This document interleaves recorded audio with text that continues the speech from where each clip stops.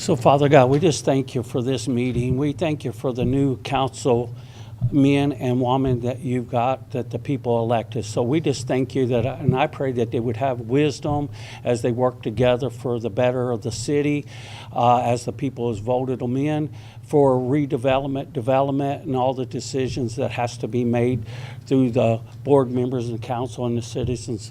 So I thank you that you said in Isaiah 11, 1 through 5, that all elected appointed leaders would be filled with the wisdom and knowledge of understanding of what America was founded on and how the people work together for the better of the good for each other, for all people.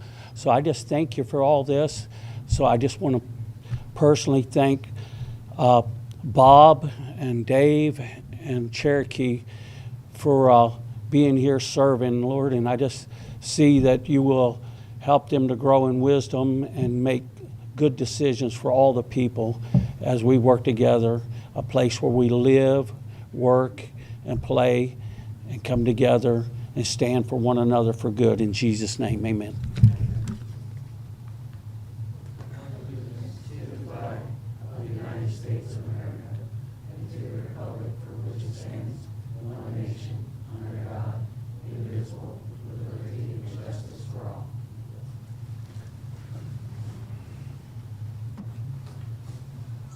Madam Clerk, take roll, please. Mayor John Eric Hoover. Here. Vice Mayor Linda Rodriguez. Here. Councilman David Mueller. Here. Councilwoman Cherokee Sampson. Here. Councilman Robert Hubbard. Here. City Attorney Nancy Meyer. Here. City Manager Matthew Koppler. Here. Thank you. First up, comments from the general public. I do not have any signed up. By show of hands, anyone like to speak?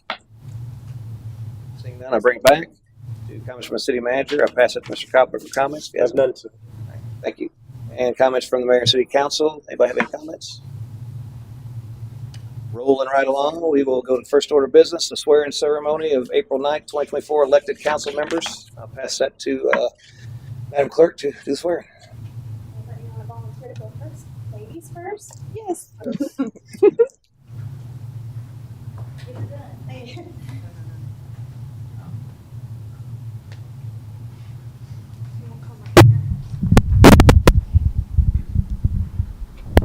If you could raise your right hand for me and repeat after me. I do solemnly swear I do solemnly swear that I will support, that I will support, protect, protect, and defend the Constitution and defend the Constitution and government of the United States and government of the United States and the state of Florida, and the state of Florida, that I am duly qualified that I am duly qualified to hold office under the Constitution of the state, to hold office under the Constitution of the state, that I will well that I will well and faithfully perform the duties of councilperson, and faithfully perform the duties of councilperson, on which I am now about to enter, so help me God. on which I am now about to enter, so help me God. Ladies and gentlemen, Councilwoman Cherokee Sampson.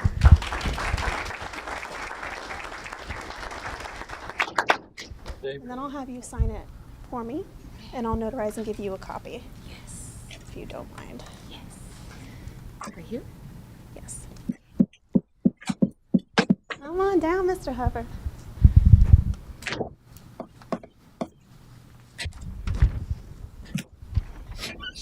How are you? All right. Raise your right hand and repeat after me. I do solemnly swear I do solemnly swear that I will support, I will support, protect, protect, and defend the Constitution defend the Constitution and the government of the United States and the government of the United States and of the state of Florida, and of the state of Florida. that I am duly qualified I am duly qualified to hold office under the Constitution of the state, to hold office under the Constitution of the state. and that I will I will well and faithfully well and faithfully perform the duties of councilperson, perform the duties of councilperson, on which I am now about to enter, which I'm now about to enter. so help me God. So help me God. Ladies and gentlemen, Councilman Robert Hubbard. Mr. Hubbard, do you mind signing for me?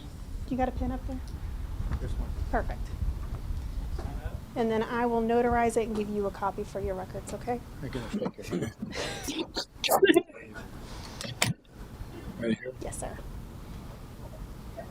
I'll make sure you get a copy before you leave, okay? Thank you, sir. Thank you.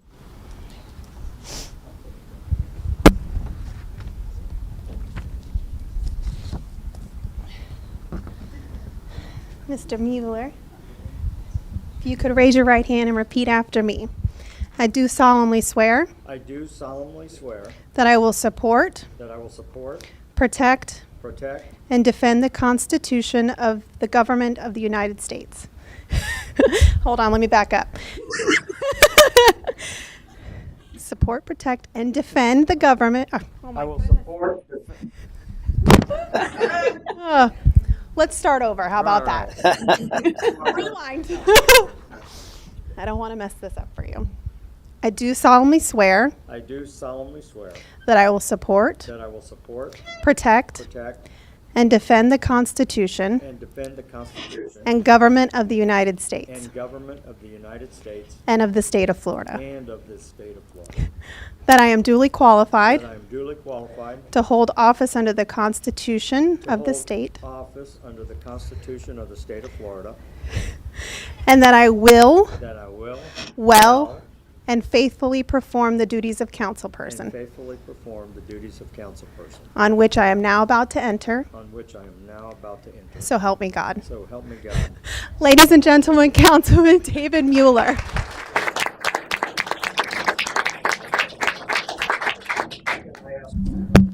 Sure. Like a picture of the three of us. Sure. By all means. Anybody else? You take your picture of the three? Three, and then we can take one with you. Sure.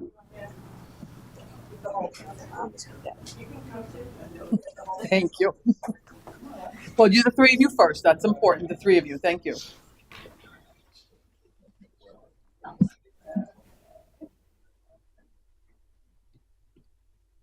All right, one of those.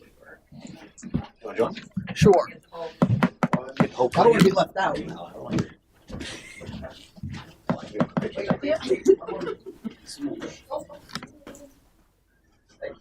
Now we'll get all five of you. Thank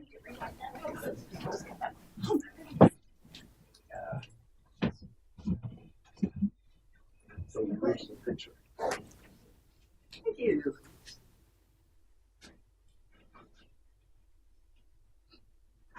I know it's long. I know it's somebody so long, guys. Hold your pen, I'm sorry. I was trying. Honorable Robert. Okay, move right along to item number 2, election of vice mayor. I pass it to Mr. Copper for introduction. So as part of the necessary reorganization that follows the election, council must appoint a vice mayor. So I'll open the floor to motion or discussion.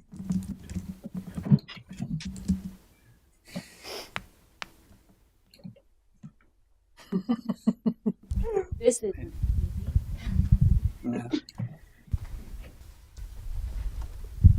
Well, want to do this again? Continue as vice mayor? I would be honored. Is that the motion? Well, it could be. I'll make a motion that Linda continues to be vice mayor. I'll second that. Motion is second. Further discussion? No. Anyone from the public like to speak? Seeing no hands, I'll put the vote. All in favor, signify by saying aye. Aye. Opposed? Motion carries. Congratulations. Thank you very much. Thank you. And next up, item number 3, discussion of uses within different zoning districts. Pass it to Mr. Copper for introduction. So, as you might recall, at the last council meeting, we had a quick discussion regarding moratoriums and different uses that council may or may not be interested in either allowing, not allowing, or changing what the rules were. Based upon a lot of not having information, we wanted to schedule a study session so we could have a discussion with council on what your preferences are for a few different items that either are very explicitly spelled out within our code or are not well spelled out within our code.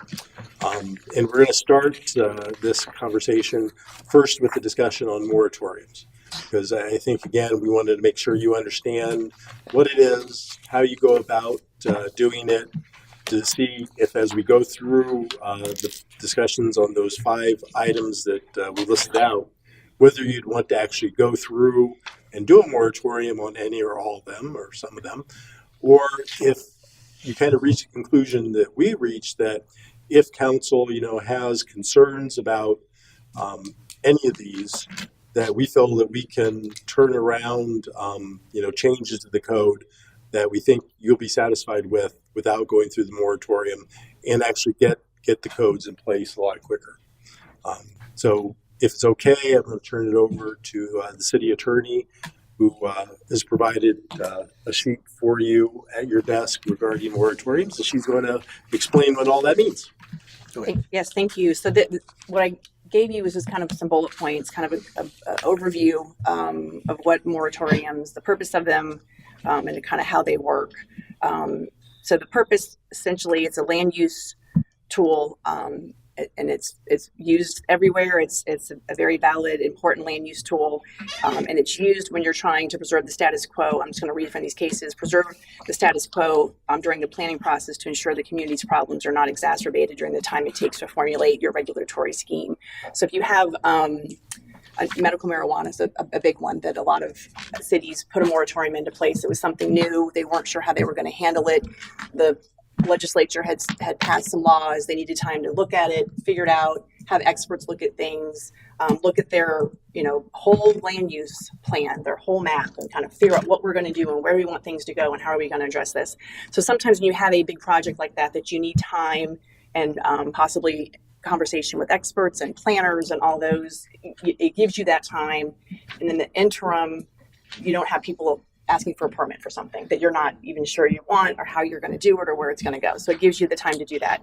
It is not forever. You don't get to say we passed a moratorium and you never do this in the city. It's supposed to be short-lived. 6 months is kind of the recommended time if you can get it done in 6 months.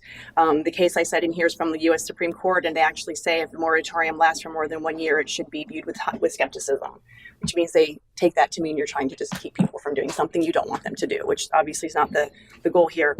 To do a moratorium, you need to have some legal words that you have to pass, some legal muster here. It needs to be for a legitimate government purpose, and there needs to be a rational basis for council to believe that the moratorium would further that legitimate purpose. So you have to articulate why you want to do it, what's the goal, and how you're going to get there. And if we get to the point where you think we need time, we need to have real in-depth conversations and possibly research to make some decisions, we'll talk that through and articulate exactly why this is something we think we need to do.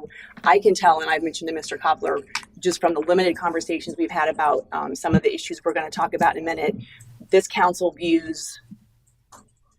wants the makeup of the city to be different than it is. It views it differently than councils that have passed it. You want to see some maybe different businesses. You have a different goal in mind for your land use. That's legitimate. That's something that you're here to do. So if that's something that we need, if there's an issue, we need to take time and do the right research and take time to do that, a moratorium might be the proper way to do it. The important thing at the very bottom, that last bullet, got to do it the right way, because if you don't do it the right way, it can be considered what we call a taking in the law, and you get sued and you pay money. So we don't want to rush it. We don't want to do it because we just don't like something. We have to be very specific and thoughtful about our process. And what is the process? Well, it starts right here. It starts today when we start discussing these topics and you say, that's something we might be interested in. Right there, you're putting the world on notice that a moratorium may be on its way. An unofficial act today, but the conversation has started and everybody has heard that. Officially what we do, the best way to do it is we'll go to actual council meeting where you can take official action. We'll talk about it. We'll announce it's coming. It's best if we can announce it's coming and to have a moratorium put in place. It's ordinance. It's 2 readings like any other ordinance. But before that first reading, it's advisable to say it's coming. This is the day of the first reading. And within that ordinance, there's going to be an effective date, which is going to be after the second reading. So everyone knows you're going to have this many weeks before this goes into effect. And yes, that can trigger people to go, oh, I better go apply for that. You're going to have that. If there's something people want, we're going to say that we might take that away or change it. But you have to give them that time. And then also in your ordinance, it's going to have the end date. So you're going to say 6 months, 4 months, whatever time frame we think is necessary for what we decide to do. Should we do that? But it is, like I said, an ordinance. So it's a 2 reading step process, just like if we decide we just want to maybe modify or move some things around within the code. That's why some things may not need a moratorium. If we're clear on our path, we might just be able to do some code rewrites. I can try to answer any questions if you have them at this point. One question is clarified. So let's say there's going to be an internet cafe moratorium. Mm-hmm. Once that is in progress, as they come to apply, The do permit, they have to be finished, or just as long as they're in queue, they can proceed? if they apply before It's effective. it's effective, They're good our to proceed. process needs to be finished. Gotcha. We can't sit there and hold it like, oh, Right. quiet, shh, can't do that. You have to go with the process. Obviously, that's part of the trick of letting them know it's happening, and you hope they don't do that last minute, but you might get, Flooded with applications. yeah, depending on what it is. Now, also realize that the permit or application that they're trying to get still needs to fit within our code. If they, there's a lot. It's not always easy to get permits. It's not always easy to get what you want. So just because they may ask for it doesn't mean they're going to get it. But the process would be started. Yes.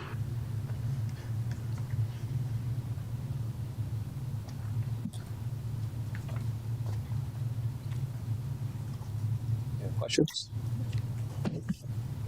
Comments? One thing I'd like to say, obviously, we don't want overrunning of any particular business, right? But I'm not one to be restrictive either. I firmly believe in that business will take care of itself. Like, for instance, it wouldn't make much sense to open a medical marijuana place right next door to another one. But there are concentrated things within the city where we're having, seems like maybe too many. But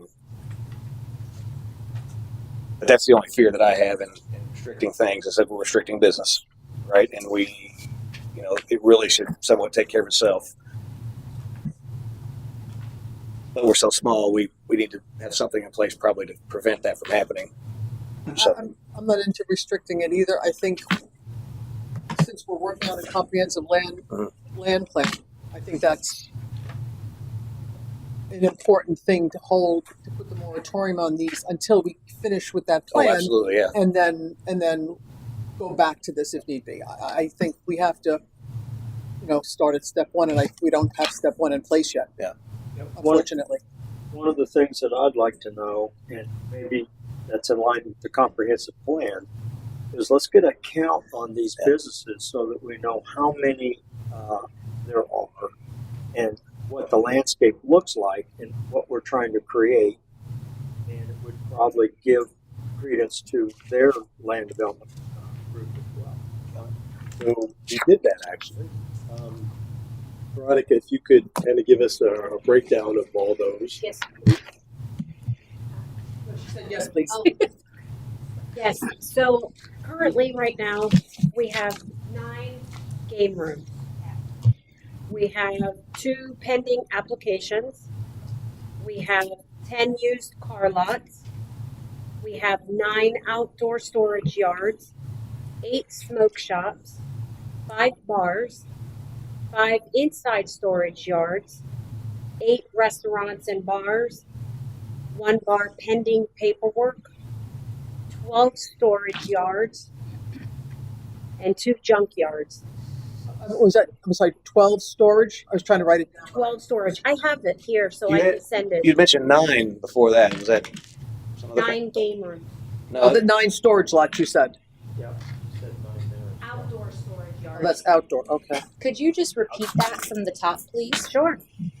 9 game rooms, and there was an application for 2 more? Yeah, 2 and pending. there's application for 2 more. 10 used car lots, 9 outdoor storage yards, 8 smoke shops, 5 bars, 5 inside storage yards. So those are inside storage on inside of a building. That's what that means. 8 restaurants and bars. 1 bar pending. When we drove around, the building official and I last Friday, we have 12 that have no business tax receipts, storage yards, that we have none. So we also compiled the list that I can send to the city manager as well of all the businesses here. And it's all color coded, as well as all the information I just read off. It's all color coded so that you can. Yeah, you're going to have what she just read off. We're going to get a yeah. Mike is. So the last 12 storage yards you mentioned last was just they have no BTR. Right. So we have 9 outdoor and 5 inside. So 14, 12 of which have no BTR. Those are all the businesses in our community That's correct. within the city. I didn't That's hear correct. anything about convenience stores or Walmart. We didn't do convenience Yeah, stores. we're looking at those topics we had listed here. Okay. I Yeah. see where you're going now. We can always narrow it down if you want it even further. We can do that. I would like everything. What but about then medical? We can see filtered down to What what we we have? need. Yeah, So you want to see retail? everything. I mean, if we're looking at the whole code and seeing what it is, it'd be nice to know what the landscape is, and then from there we can kind of make an intelligent decision as opposed to, just focus on this little piece. But it's nice to know the whole thing in context. What about medical marijuana? That was, I didn't hear that. I didn't hear it either. None. Smoke shops, we have 8. And that's different. But it's There's different. currently no So medical marijuana. there's no Okay, that's what I meant. dispensary Dispensaries. medical Yeah. marijuana. Okay, There's 0. okay, Oh, we thank got you. one. What's that one place right there? There you go with the one right there. Before you go over the bridge, It's just Going north or south? I think it's going towards Clearwater side. I think it's MU with the 2 dots over at B. I guess that's I don't know. storage. And I don't know that particular location, but the establishments that are able to dispense medical marijuana are different Than smoke shops. than smoke shops. There are, and I just learned this. I actually had to ask when I worked with when I first started looking at this. I was like, well, if they have to be licensed and there's a medical marijuana shops, what are these ones you see all the time that says, "Come in here, you don't need your card"? Well, that's That's and a then smoke the shop. building official confirmed it for me. That's a different kind of Marijuana. something you can get. It's not medical marijuana. So Okay. there's different kinds of shops. And the reference of internet cafe, is that synonymous with the game rooms, I guess? Is that Yes. Yeah. why they call internet cafes?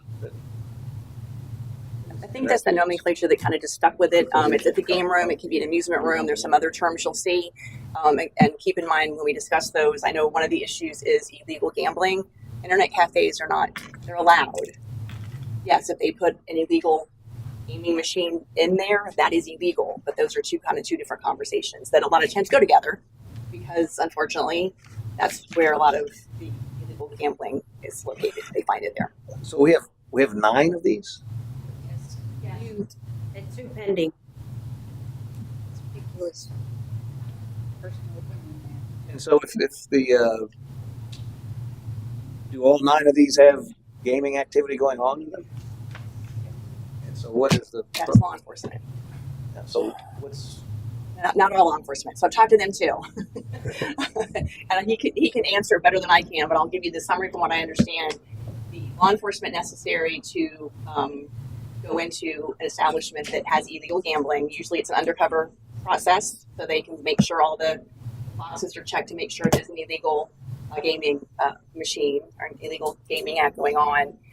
So it's undercover work. And then in addition to that, if an arrest is made, the arresting entity has to take all the gaming equipment, store it safely as evidence for the duration of a possible trial. And if I'm correct, our city does not have the undercover ability nor the storage capacity. So it would have to go to the state to do that investigation, which I believe there's been some conversations about that. Yes, myself and Mike Alexander talked to the Florida Gaming Commission, and at this point, the city is not an anomaly. They're having the same issues all over the state. According to the supervisor we spoke to, the only two counties are Broward County and Miami-Dade that are allowed to have these games. Obviously, aside from the Seminole, every other one is illegal because they're not a pari-mutuel. The problem that they have is they're very short on manpower. They were getting 2 new investigators, I believe, the beginning of this month, and they already have a couple hundred cases they have to work on because it's all over the state. I'll say my research is not just the state of Florida; it's nationwide. There's a lot of regulation for like slot machines and gambling, and there's kind of been a loophole that's kind of been found, and people are kind of finding their niches and finding ways to get things open, and then they're sneaking in those machines that actually aren't illegal machines, and it's a lot of issues with enforcement. So there's things you can do. Obviously, that's law enforcement work. Separate from that, the internet cafes, like I said, they are allowed. There's some things we can do. The legal part of them, to try to limit them, or find the proper place for them based on my research to this point. But even doing that, I just wanted to be clear that doesn't mean you're not going to still have illegal activity going on. It needs to be policed if it's happening. So from a zoning perspective, the issue is we don't have anything in our codes that relate to internet cafes. They've been allowed in the past based upon an interpretation by, I believe, the city attorney that said that, well, they're businesses and they're allowed. But as you look through, and I included in the packet the zoning code, the zoning districts, you're not going to find internet cafes. So one of the things that we need to be doing is making a decision: do we want to allow them? Where do we want to allow them? And what are the rules of operation? Where you can't necessarily prohibit them in total, you can control how they operate. And obviously, the illegal nature of it is a different beast. We're not going to state the obvious that we don't want you to break the rules of the state of Florida in the city. But if you're not breaking the rules and you want to open a legitimate internet cafe, however we define that, here's what you have to do that. And it kind of again follows a lot of what Supreme Court has said in zoning in the past, that you can do the place, you can do the time, and other factors of that operation if you're going to allow it. And so that's kind of the conversation we want to have tonight in the simple terms. Are these things that you want to allow within the city? And if the answer is no, we don't, then that's a different type of research we have to do. And the city attorney has to prepare a different type of ordinance. If it's, well, we're interested in allowing some form of this, then what we would do is we would put together kind of what your options are.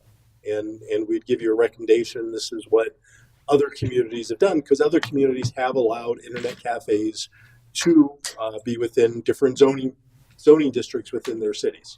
And again, there may be ways to say that they can only operate at certain times of the day. They can't be within certain other uses like schools, for instance, and things like that. So there's things that you can do to control them if you want to allow them. But the first conversation really is do you want internet cafes within the city? Well, so I'm a little confused, I guess. You say the code doesn't allow for them now, but yet we have 9 of them and 2 pending. And so if our code didn't allow for them now, one, how are they existing? I was not here and I cannot answer that. My understanding is the folks before, all the folks here, I found a provision that they felt it met within the code. Now, I'm not sure what was it, C3 retail, I think they're considering amusement. Is how they did it. Okay. We did, I'm sorry to interrupt, we did ask about that. CAC came up probably 4 or 5 years ago, maybe, when they started coming up, and that was a concern of many of the people on the board. And I did bring it up, and as you said, Nancy, what was told to me was their businesses and we can't do anything about that. So exactly what you said is exactly what was told to us on CAC. And I want to make sure it's understood. an internet cafe is legitimate business, and that is fine if you want it. So I think a lot of times, and I'm going to probably say this more than you want to hear, it gets intertwined with the illegal gambling, and that's two different things. But those that were here before the current, folks, the question was asked. I guess with the, Yes. I mean, I wasn't here. You have to ask those. They may know better. The application was accepted, and they were put in as amusement. They felt like it fit there. I don't believe the current building official agrees with that. And so the second aspect of the question on the policing of such, we can't police it because we don't have the ability to get the equipment and store it somewhere. When this first came up with the previous city manager, I implored him not to allow them here. And then the reason was because I've dealt with them up in Hernando County, and the investigations involved are in depth. As mentioned earlier, you have to do more than one undercover operation. I won't go into the details of what that is, but you have to do that. And and get a search warrant, and you have to seize all of the property. So if there's 50 internet games, you have to take them all, including the computer, any cash that they have on it, and everything. And you have to store it somewhere where it's going to be climate controlled, or at least where there's not going to be any damage to the equipment in case down the road the case is lost. We have to return the property in the same manner in which it was taken. The issue that we initially had in Hernando County was that we were storing all of this property in an off-site storage unit. Well, with the CFA assessment accreditation, you are not allowed to have off-site storage. So therefore, we had to buy large containers, large storage units in order to place all these items. So it became very cumbersome, and we would run into the same thing here. There's no place for us to put it here on site. And so I guess you don't have the ability to discover that, just shut the place down, and now I guess they're free to go in and out of their building, so you got to remove everything. Is that Right. it's not like a crime scene that you create? You just can't For go a in. short period of time, they allowed us to take like one machine, take their computers, and just the pertinent things that you're going to need for the case. But then that kind of got pushed aside, and it went back to taking everything, because you have some of these cafes have they call them fish games. They're almost the size of a pool table, and they're quite heavy, and there's no place we could store those. And now, have you all been in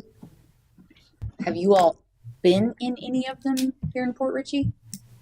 We've gone into those, especially the ones where we've had some call for service, and the problem exists that if we're going in there call for service, that's what we're going in there for. Mm-hmm. So as far as just going in and doing checks, we have to have a complaint in order to do that. So like I said, up in Hernando, it initially started the whole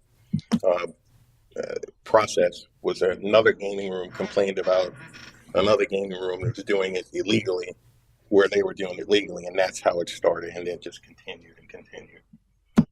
So there's no way for you all to determine at this point that any of them are doing anything illegal. Well, that's what we were trying to get the Florida Gaming Commission involved. We're still working with them. Mike and I are still working with them. We try to talk to them weekly just to see where they are as far as trying to do some other investigations. Mike has sent them all the information that he's garnered through his processes, and so we're working with them. Well, kind of interesting. I would think that if we were able to police it, that would probably help eradicate them, right? As opposed to doing it up here, when obviously we don't want to allow illegal gaming in the city or anywhere, right? So I was under the assumption that internet cafes were illegal because Depends on what's in it. if it's just a place to access the internet, I guess. That's a different entity. But if they're calling themselves a gaming room, It just the depends on name if they have doesn't. Yeah, slot doesn't the machines. name doesn't really matter. Really, you can call your. Then they're gonna. I think the few Mike sent me some of the business tax receipt applications. I think some said amusement, some said internet cafe. I think there's a third name they gave themselves. So it doesn't really matter what you call it, right? It's what's in there, and some of the stuff in there might be perfectly legal and allowed, and other stuff may not, and that's the unknown. So for perspective for council, what you can control and talk about is the legitimate internet cafes and whether you want, or whatever you want, gaming, amusements, whatever you want to call them, if you want them and how you want them. Well, and this is just the current way that they get it in here, right? They could, I mean, if, let's say we do something there, then all of a sudden the smoke shops start putting in gaming things, right? So I bet he could address that quick. I mean, that's what happens, right? You lock close down one thing. Usually, there's going to be another avenue to get what they want, and it keeps going. But doesn't mean you don't try. Right. It seems to me we need to somehow figure out how to enforce the law that's been broken. Well, and is that where you put a moratorium in so you can get a handle on where to go next? No, because think about them. So the moratorium might help you determine if you want a legitimate internet cafe, the pros and cons of doing that, where you want it, where's the best place to have it. The illegal part is simply illegal, right? So even if you say we're going to have a moratorium, they're still illegal. They're not going to listen to me. They're not going to listen to my ordinance that says you can't do that anymore. Right. You know, there's no moratorium on bad behavior. Yeah, it seems to me where the intent that we're trying to do here is to stop illegal gaming operations within the city, and they're using the internet cafe as the avenue to do the illegal activity. We lock that down, it becomes smoke shops or it becomes some other thing. What we need to focus on is the actual problem itself, and that's the illegal gaming. But unfortunately, we don't have the ability to do that. Because as Chief said, you got to have undercover. Well, everybody knows everybody. We all know our police officers, and they all know our police officers. So right off the bat, we're behind the eight ball with that. Yeah. Now, isn't the county doing something as broad county scope on some of this? I'd heard that there was some operations going on with that. Is that something that we could work with those guys to help enforce this?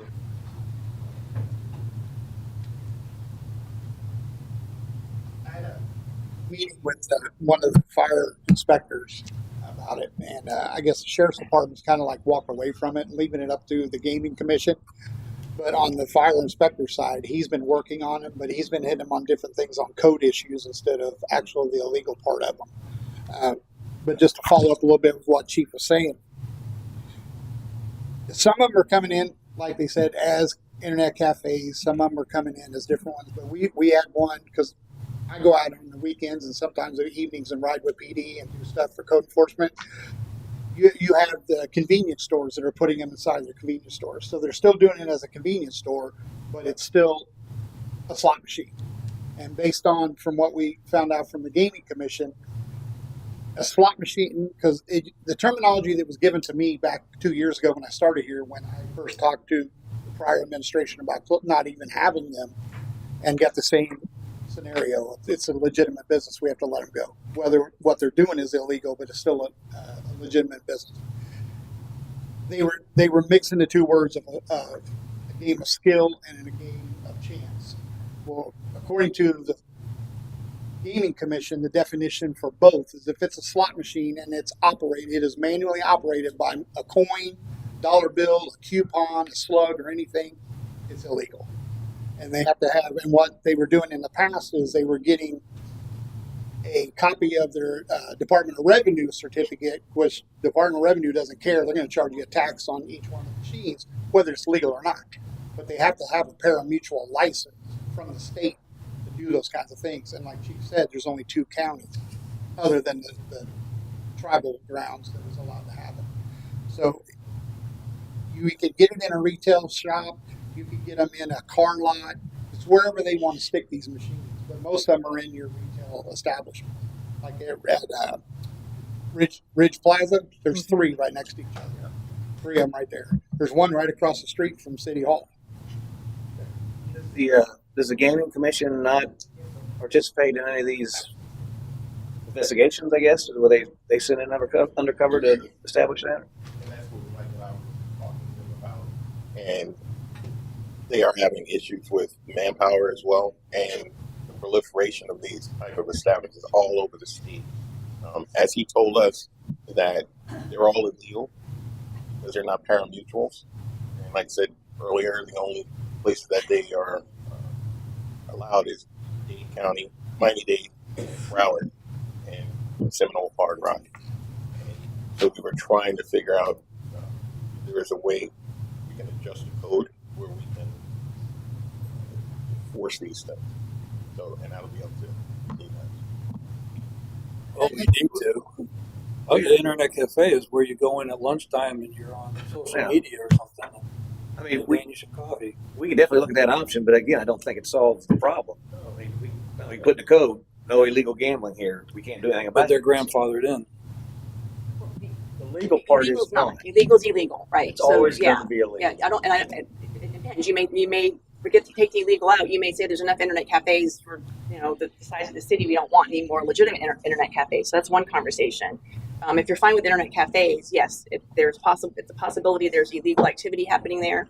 And no matter what you do, until law enforcement, again, not pointing fingers at our law enforcement, get in there and deal with it, that's going to be a problem. Now, there was mention of no business tax receipts, maybe other code issues, maybe something with fire. Those things do happen in these businesses, and I believe all of the current, I may be wrong about all of them, our current internet cafes all the BTRs have expired. So right now they're being told you gotta get a new BTR. If they don't, then they get fined. You can make civil action against them. It's not the greatest cure, but there are other ways to maybe get to that particular business. On the BTR, that expired back in 9/30, I believe, right? All of them did. Yeah. so on the BTR, if we suspect that illegal activity is going on, are we able to not issue the BTR and not maybe do the full blown shut them down type thing? But I've not researched that. My guess is no, because suspicion doesn't equal due process. Right? We can't say, "Ooh, we don't think so." We don't, you're seeing. We don't trust that. We need to do if they come in and do the application and they do it properly.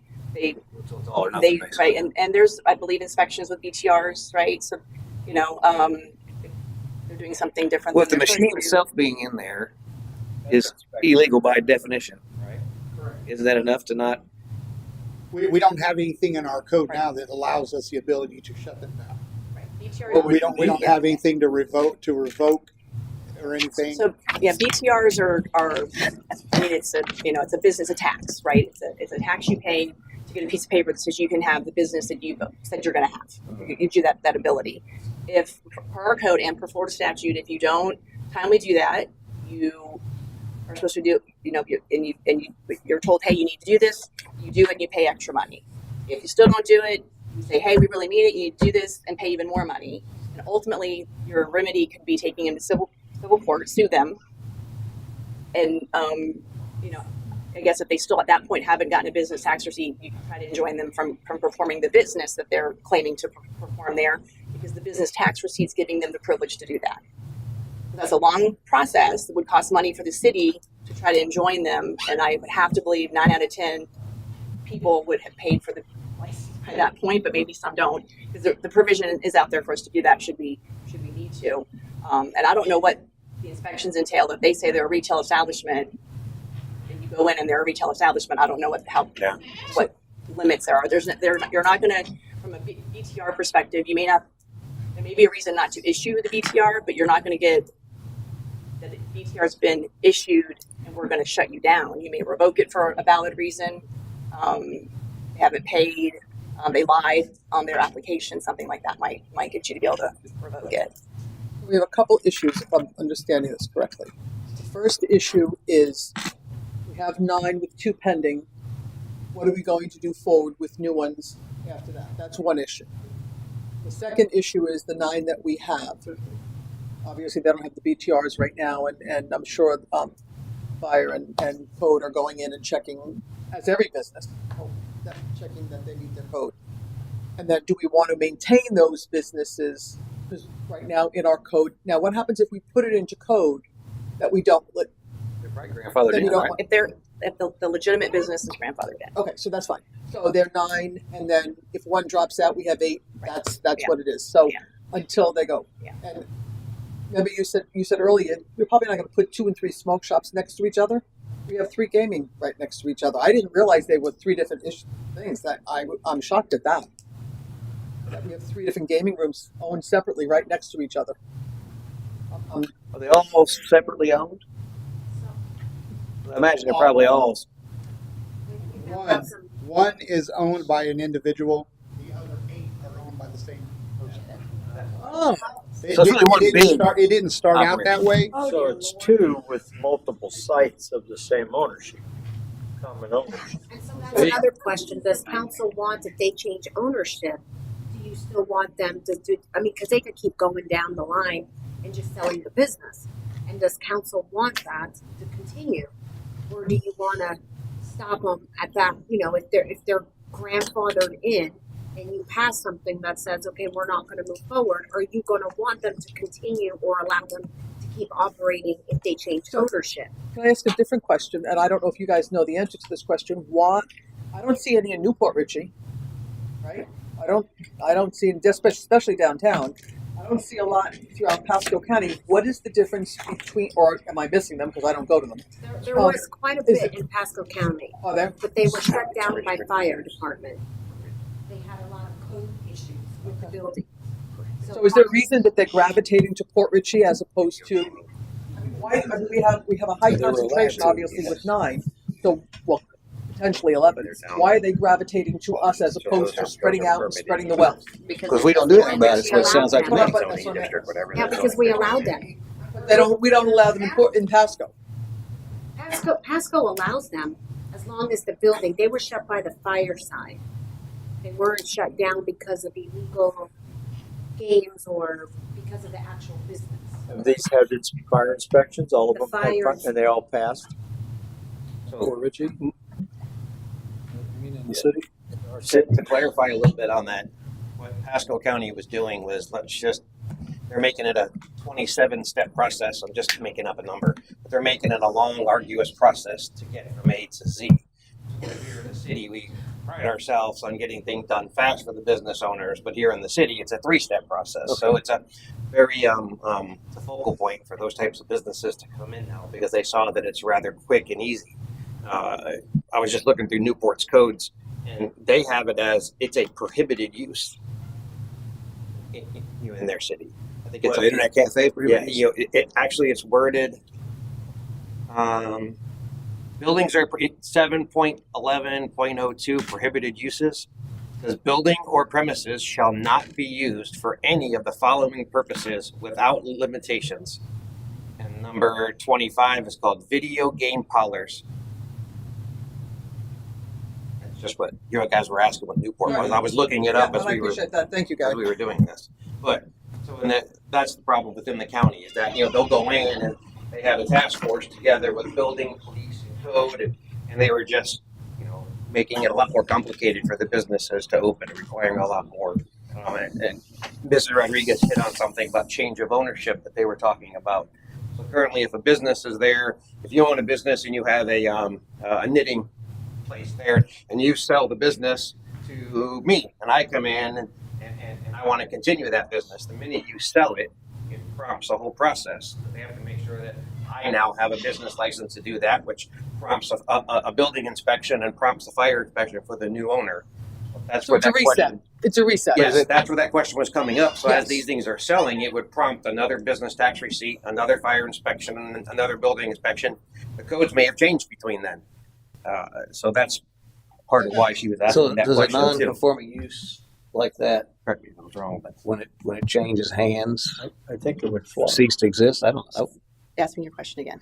So if let's say we've got these 9 Mhm. and we put some in there, we're not going to allow video machines or whatever, how they did it or whatever. Those would be continue to operate because they were in place before that code. Mhm. And now somebody comes in and buys that.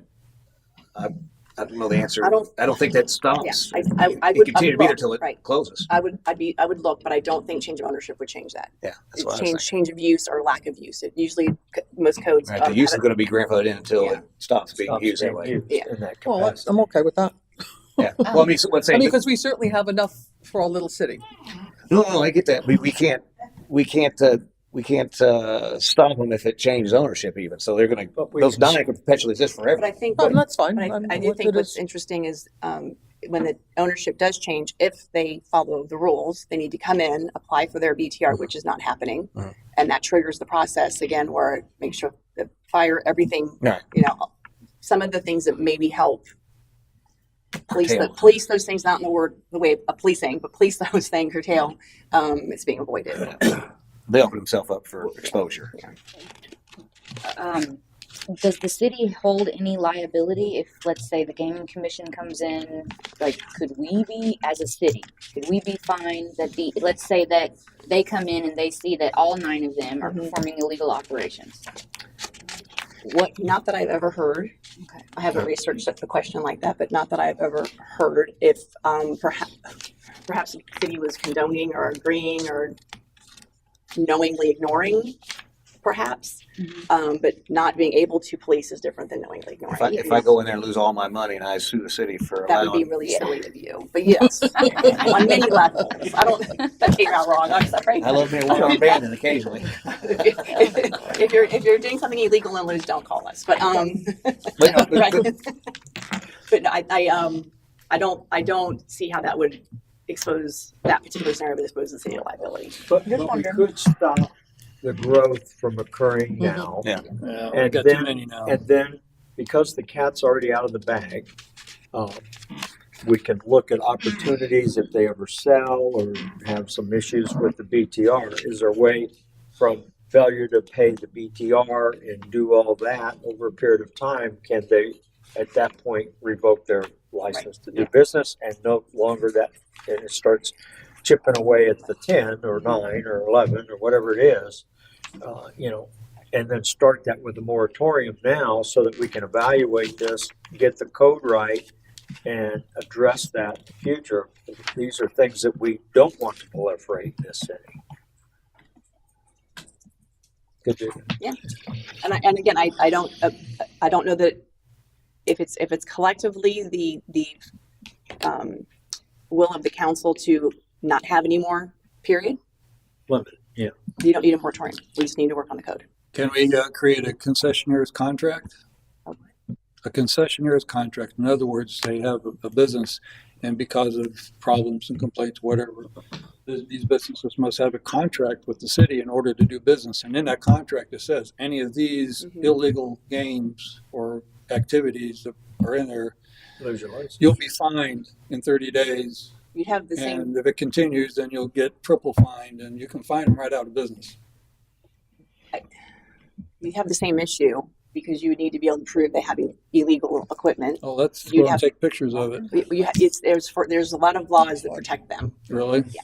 Well, You can't just, unfortunately, yeah, Due process. yeah, due process, search and seizure. There's a lot of protection. Rightfully so for the people that are We're not doing it not correctly. breaking the rules. For the people who are Right, doing it for all of if you correctly. have a concessionaire's contract, they have to abide by this contract. I'm not familiar with the concessionaire's And then contract, they can, but BTRs. you can go in and you can inspect them at any time under this I'd be happy to look at that. I'm not familiar with it, but Okay. I don't think that would. I mean, the BTR is what lets them operate within the city. We don't own the property. We don't own the business. Well, I mean, dynamite would be easier, but I'm thinking of a legal way of doing it. I've seen other people do concessionaire contracts. But the BTR basically is a leverage point that we have. That right now, none of them have paid. Can you give a cease and desist until they get that in line?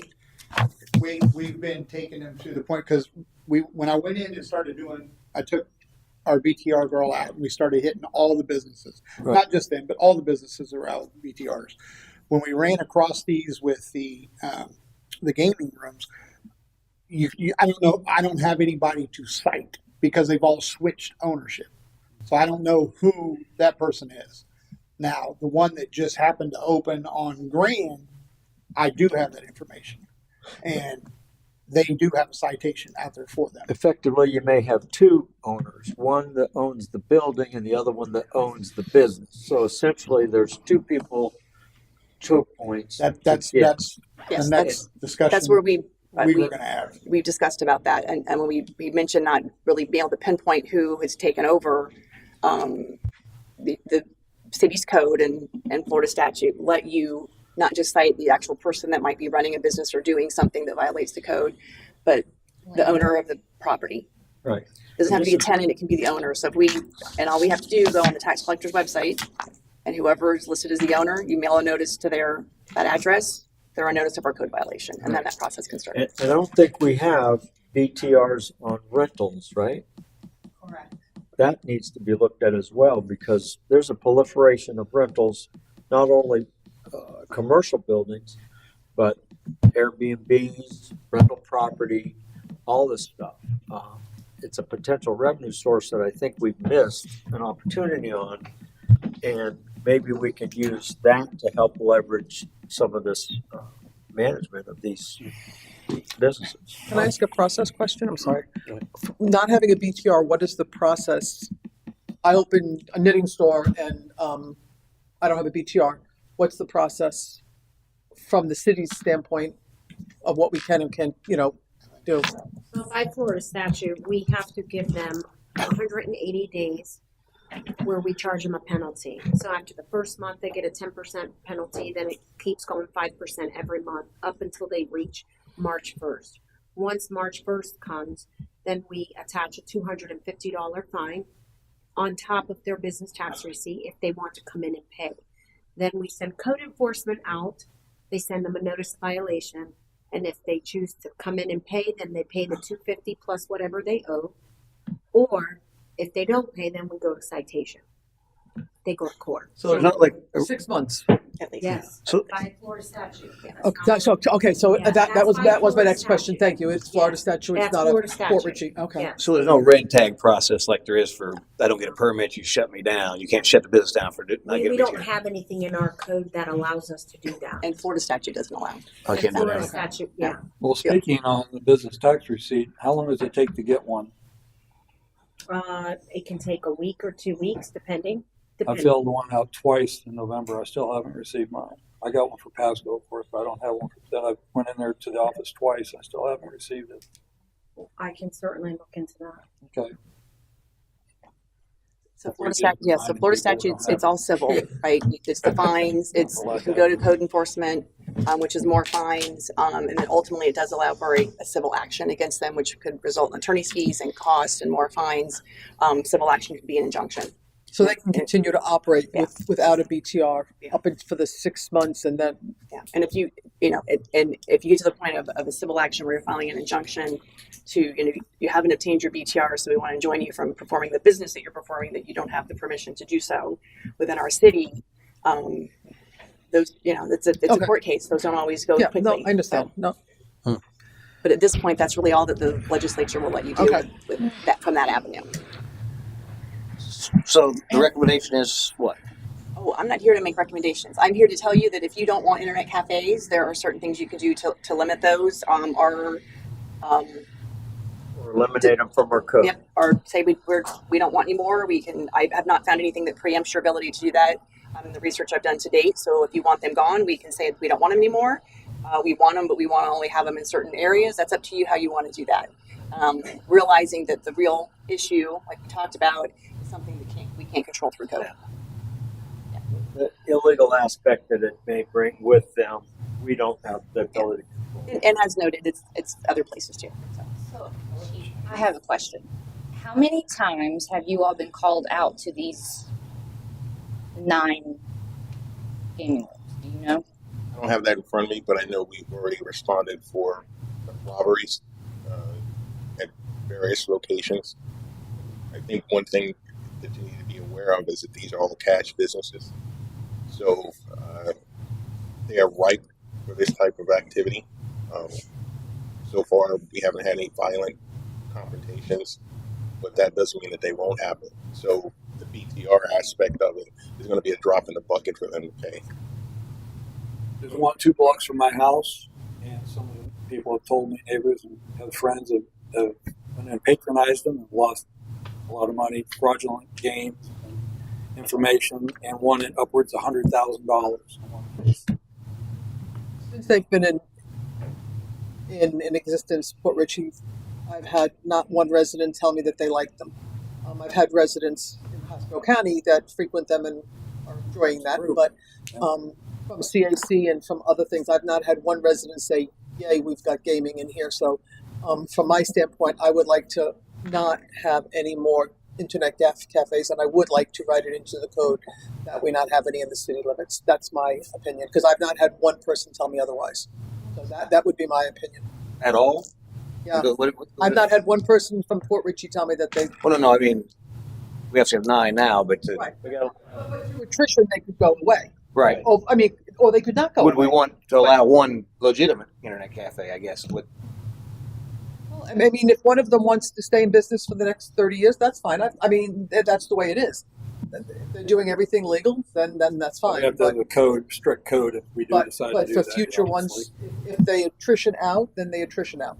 I'm not opposed to that at all. But I mean, we're a small city, so I have, you know. we definitely don't need I'm- 9. We definitely don't need No, 9. Right, and I don't think we need any more than 9 either, so And that if- would be my opinion. And if one of them is got common ownership of 8 units, they own 8. Does that count as 1 or 8? It's 8 locations, but 1 owner. 8 locations. So how would that be counted? Is there 8 business licenses on that? Okay, so each location has a license, not the individual that has multiple owners. Okay. So if he shuts one of those locations down, and we have a cap of 11, for example, there's whatever, they wouldn't be allowed to bring them back online somewhere else. Not within the city limits. Right. That would be my recommendation. Right. I'm there. And there is no way to remove those businesses. No, not if, I mean, they're if they're doing things legally, then they're doing things legally, and then they can continue There's to no way operate. to see if they're doing things legal. Well, yeah. So the the Florida Gaming right, Association will. The legal part that is of the most concern, the city can't police. So that part is going to have to be them and the thorn of the side of the the gaming guys to get them down here. Hopefully. Those are the experts, I guess. Hopefully. The other side of I it wouldn't know is, what's you know, legal and if what's not. if they're not getting their BTRs, you know, we will do what we can from that perspective. It is, like you said, it's a drop in the bucket. It's not that much money. I'm sure they just haven't done it because they haven't gotten, you know, they haven't been told to come do it yet, so they'll do it. But yeah, you're limited. So this is all being done in a C1 through C3 zone, which is basically the 19 corridor on either side, and a couple little other spots there. So we want to quantify that and just eliminate any more, and that way let it die a slow death as they attrition. I would say, yeah, no more from here on out from what we have, and then I'd like to write in the code that we don't allow them. These 9 will continue to exist because they were in existence prior to the code change. But after the code change goes into effect, that would then. So it's still going to bring along So if any two- of them that are already in process, those other 2 or whatever happens in the next. I mean, if they're doing things legally and they continue to function as 9, and that's fine. I mean, if they're doing it legally, then and they continue to operate, we can't shut them down. That's fine. Do we want to do this all one? Do we want to discuss each of these and then kind of figure it out? or- Yes, we need to discuss all of them. So like I feel like for that one, the direction is collectively to go forward with seeing if we can eliminate them for the code. I mean, not eliminate the ones that exist, but remove the option. Put affirmatively in the code that you don't them want anymore. Illegal from here forward. Yep. Or And limit the number that we have. Is that appropriate as well? maybe 11 or something. So that's kind of 2 different things. Either we say it's not a non-permitted use, or it's a permitted use with conditions, a number of locations. I say non-permitted use, right? What about the 2 that are pending? They go forward because right now the code lets it. Well, if the applications are correct and they're applying to be a legitimate business within the proper, zoning areas, and they check all the boxes. It'll take 4 to 6 weeks for all the readings to happen to make it, to put it into What's law. It doesn't happen. So whatever happens in those 4 to 6 weeks is It's gonna legal. happen. What's to prevent me from going for 10? Put 10 licenses in. Nothing. What, nothing. You get the Nothing locations. now. Unless I have to have it tagged to a location, right? Well, what's going on right now with it is part of the requirement that I'm requesting for them now is they have to submit a copy of their pari-mutuel license, which they're not going to have. So those applications aren't going to go forward. What's a pari-mutuel license? It's a gaming license. Oh, it's a gaming Pari-mutuel license? wagering. Oh, okay. It's a license that's done through DBPR. Okay. Which they won't have because they can't get one They passed. can't have it. Exactly. So that's where it's going to stop. Because like I said, in the past folks that was here before us was just accepting the Department of Revenue certificate. That's what they said was the state license. Well, after Chief and I had spoken to the Gaming Commission, they'll just give those tax receipts to anybody for anything. It's just a cash thing. You need to put that in the code? They Sorry? have to present. Well, because so the direction for the code is going to be prohibit, no more. Correct. Right. So you don't need to put any conditions about anything. Okay. Because it's prohibited, no more. Business tax receipts are required. Yes. What the city needs to make sure you are the business you're claiming to be is what the city will ask for. Okay. I understand. Thank you. You want to go back to Can a rental agreement be added to that?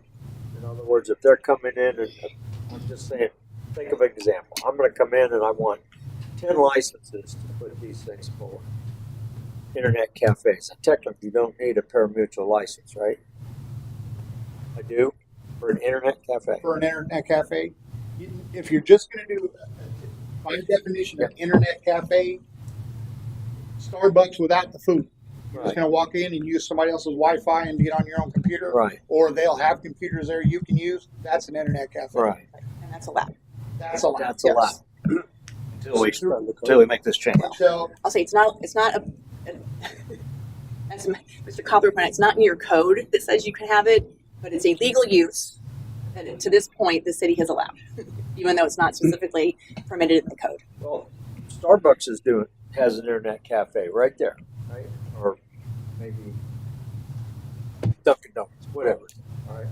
Well, they're allowing you access to their internet. They're not They're- providing you machines. Right. Okay. That's That's the where point of distinction. Yeah, that's where it's going.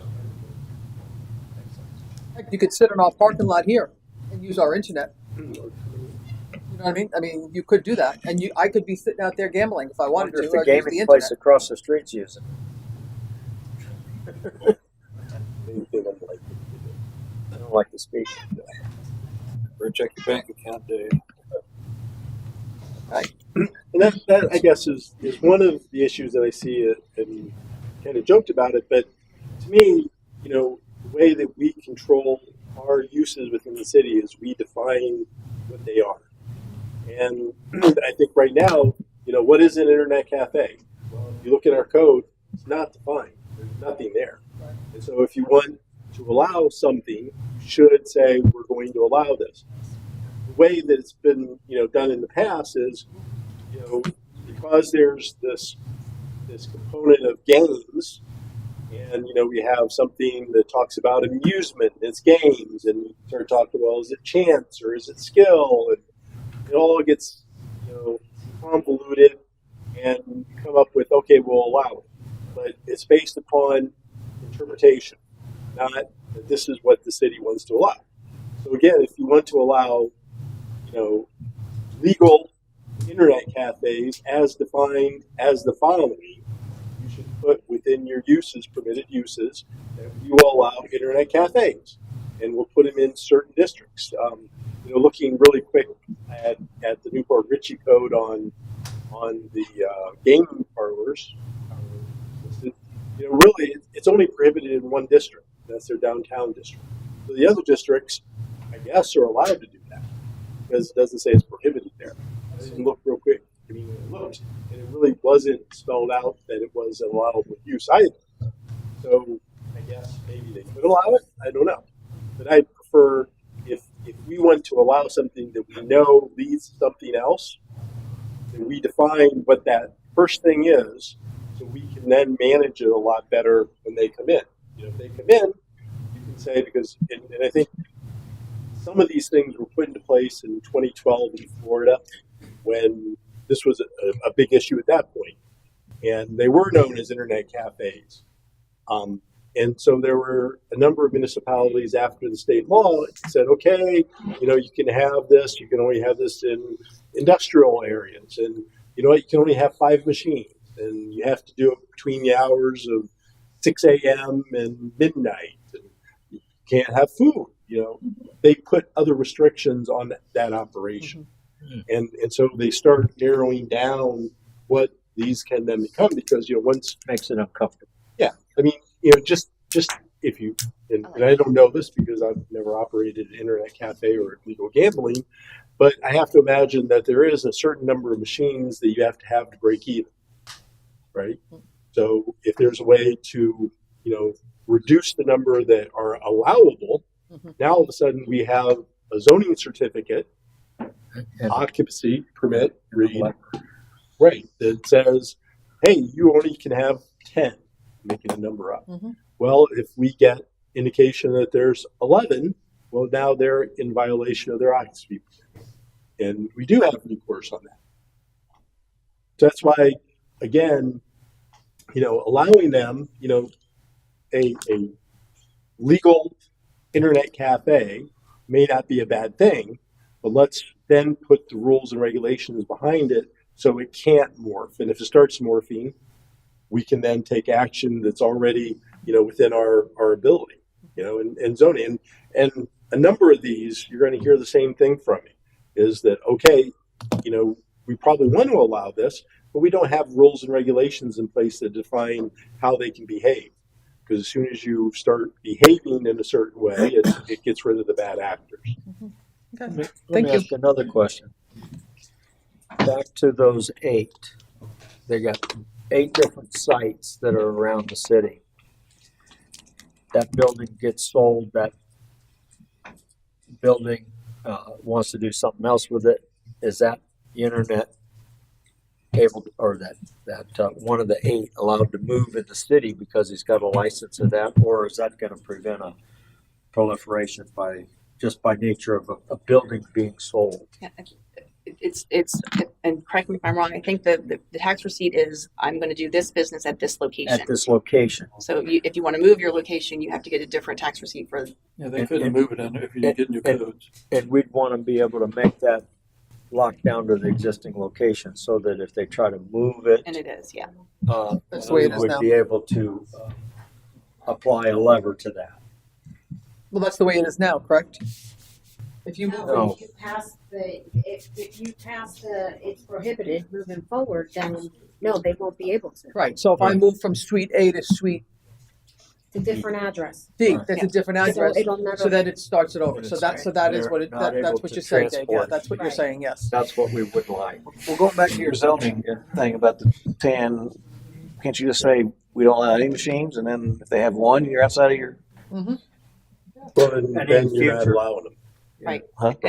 A traditional internet cafe is going to have computers. That's the whole. That's what it's supposed to be. You're supposed to be able to go use their machines. So you have to let them have something. Yeah, well, yeah. An internet cafe is different from a gambling situation. An internet cafe is if Place where you go get on the Cherokee internet. puts a whole bunch of laptops out and I can go on Google, Right, no, I get that. or I Yeah, can go so gamble, So but if you that's, tell them you can't, we'll allow internet cafes, but you can't have any machines, and it's Well, not. I'm talking about the actual slot machines. Well, again, we're not allowing illegal. You can say we don't allow illegal machines, but you don't have to because it's illegal. So you can't allow one. You can't condone it. None of them. It just No. seems like we're just chasing our tail here, really. I mean, It's hard. we shut down internet cafes, whatever, and then they move them here. They move them here. We're never going to solve the problem. well, we're not allowing gaming. We don't allow gaming. I mean, the state don't allow gaming. No, if it's not illegal, Oh, like pinball machines, stuff like that. I Right. guess. Yeah, you can still do that. Yeah. And you're not wrong. I mean, shutting down internet cafes Not going to solve the problem. is not going to solve the issue of if the issue is the illegal gambling. Again, separate issue. If the issue is there's 9 internet cafes, legitimate or not, within our city, and we don't want 9 internet cafes, that's what you can control. And it may be, like Mr. Coulter is saying, you can have them, but here's the parameters of how you can have them. And that gives you more leverage to deal with them should they venture away from being an internet cafe. Or you can say, we don't want them. We're done. We don't want you more. I'd rather have better businesses than internet cafes. I mean, businesses are great, but I just think there's higher class businesses that we could draw to our business community than internet cafes. But a lot of people who, I will say this, a legitimate internet cafe is really good for people who don't have internet, for the low income people who have no access to it, Right. for students. I mean, there's that aspect too. Like maybe we say we allow 2 internet cafes with all of these restrictions. You're only allowed to have certain computer, like certain amount of just computers, and only this much, so that when these businesses, if they're operating illegally and they get talked to by Couldn't the that gaming just be like commission, a cafe restaurant with internet service? Yeah, I mean, that's really, you That's go to different. Pam's and use their internet. Right. I mean, so there's any place, I mean, nowadays, all the businesses have And internet then pretty much. whenever you say they can provide a machine, then your I- bag of worms open up. Everybody's got phones, even the homeless have phones with internet. I don't know how that Yeah, happens, but they do. so yeah, we don't have a library. it'd just be like a restaurant with internet accessibility. They want to have that, but no games, no internet. Let me ask the question another way. Out of all the gaming situations that we have in the city, these are 9, are any of them really what you define as an internet cafe? They don't. So that's really not the answer. I'm thinking it's, what is it, a gaming room? That's Yeah, what it's called? Casino. Yeah, I think that's what the city attorney's trying to get you guys to realize. Internet cafe is exactly that.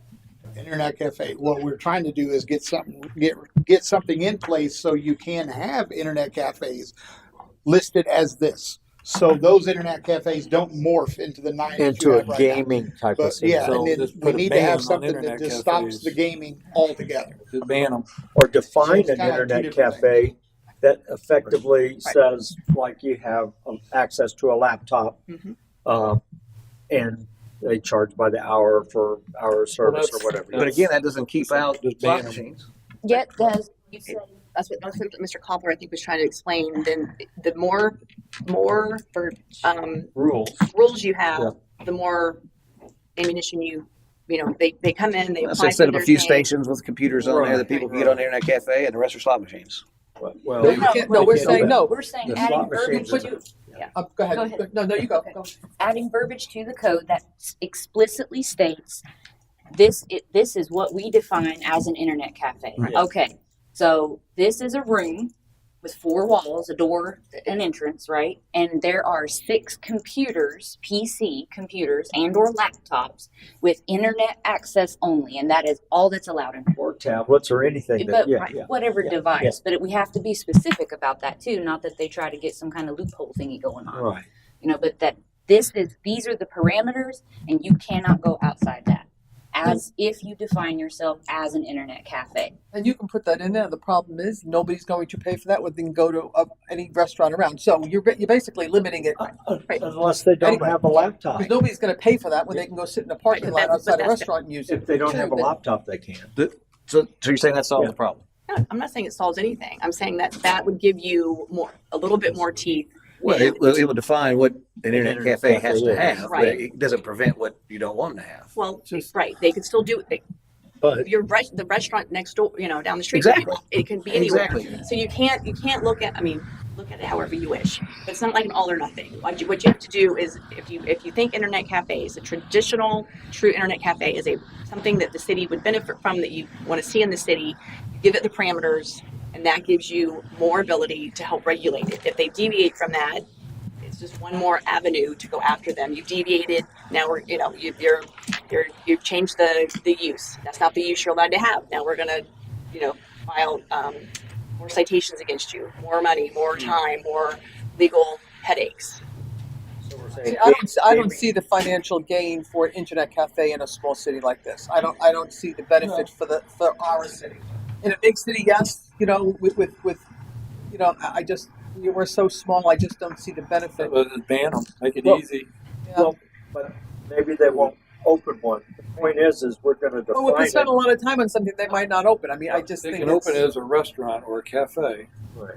and then they can offer internet. But I think it's back to the gaming we want to look at, and if we define an internet cafe such, and the gaming doesn't fall in that, that shuts the door on any future, and then you have the remaining 11, effectively, that can't continue to operate until they change, you know, the building changes hands, or they aren't making the money they need to make, and they shut down, right? so what have we come to a consensus for? Did we agree that we do not want the gaming, any more gaming rooms? Is that what, did we come to that? We've always came to that. Okay, so that's, Well, again, the gaming is A side piece of the internet cafe. right. Depending on what you mean by gaming. By gaming, you mean the legal gaming. well, we know that's illegal Yeah, anyway, so, right. but that's. There's no. I mean, again, you can put in the code, don't break the law, and hope it's not going to change anything. Right. The question comes back to, again, a traditional, true internet cafe. If you want them within the city, it's suggested that you give some detail and some definition, some parameters. I say no, because we're so small. Again, I would like to bring a more profitable business into that storefront or wherever that we don't really get the benefit from any kind of internet cafe. I don't really see the use in it in our small city. Most people have access, and there are many in our small area. There are many places that people can use the internet. So that's what I say. So do we say no internet cafes, no gaming? Yes. No. And we Yes. put a laundry list of I'm together. sorry for the people who need an internet cafe, but I If they That's want what to I said. open up a cafe or Well, restaurant. I think technically we don't have any anyway. services. that's true. We don't have any. That's Yeah. true. It's So just, it's it's a really- misnomer. Correct. So that's where I go from. No, I'm fine with that. All right. Again, we still got the issue out there, but maybe this will curb it Right. Maybe it'll help take. Maybe it'll for buy the a shop. slow death or quick death, one or the other. All right. Any objections to that? I have an objection, yeah. Like, I think that we should add specific verbiage. I think that if we start saying, okay, we're not gonna allow this business because we don't like this business, that sets a precedent.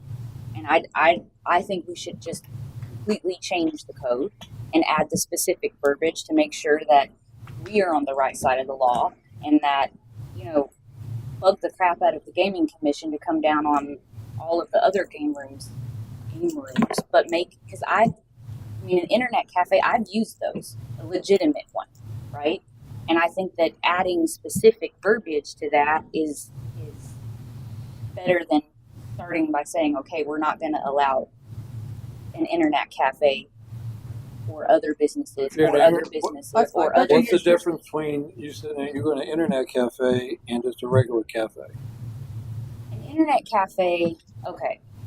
So for instance, I traveled to New York City. I'm not saying we're New York City, but don't have access to a laptop, don't have a tablet, my phone wouldn't work. I went to an internet cafe. I was able to access a laptop where I was able to get on Skype and call my dad so I could talk to him about my grandpa before he died, right? Like there are so many pluses for that. And there are a lot of low income people in our area. The average salary in the city of Port Richey is $44,000 as of 2021. And I know a lot of people have phones, but not all low income people have phones, and not all low income people have access to internet, Right. and not all of them have access to devices that they can connect to the internet. I don't think anybody has a problem with having that. Like I said, if you have a cafe, they can have laptop rentals or pad rentals. And that's what I mean. Maybe we, But instead that's of it. saying, exactly, instead of saying no internet cafes, we say internet cafes, but there are all of these absolute major restrictions for any that are going to come in. I personally, like I said at our last meeting, I don't want to set a precedence and say we can't allow any type of business in here.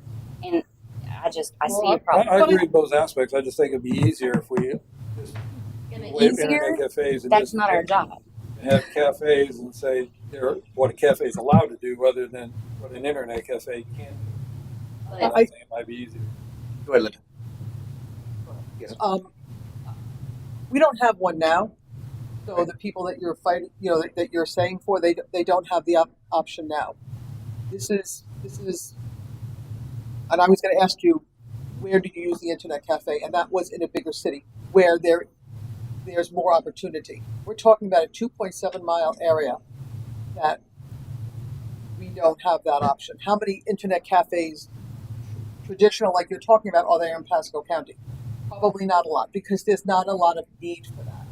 So I think the clear-cut way to do that, so that there's no gray area. We don't want a gray area. That's hard to enforce, but whether it be the Florida Gaming Commission or our police, when you start talking gray areas, that becomes very difficult for both sides, not only for law enforcement, but for the other people. And I think having a clear line that this is the way it is, we don't have them now.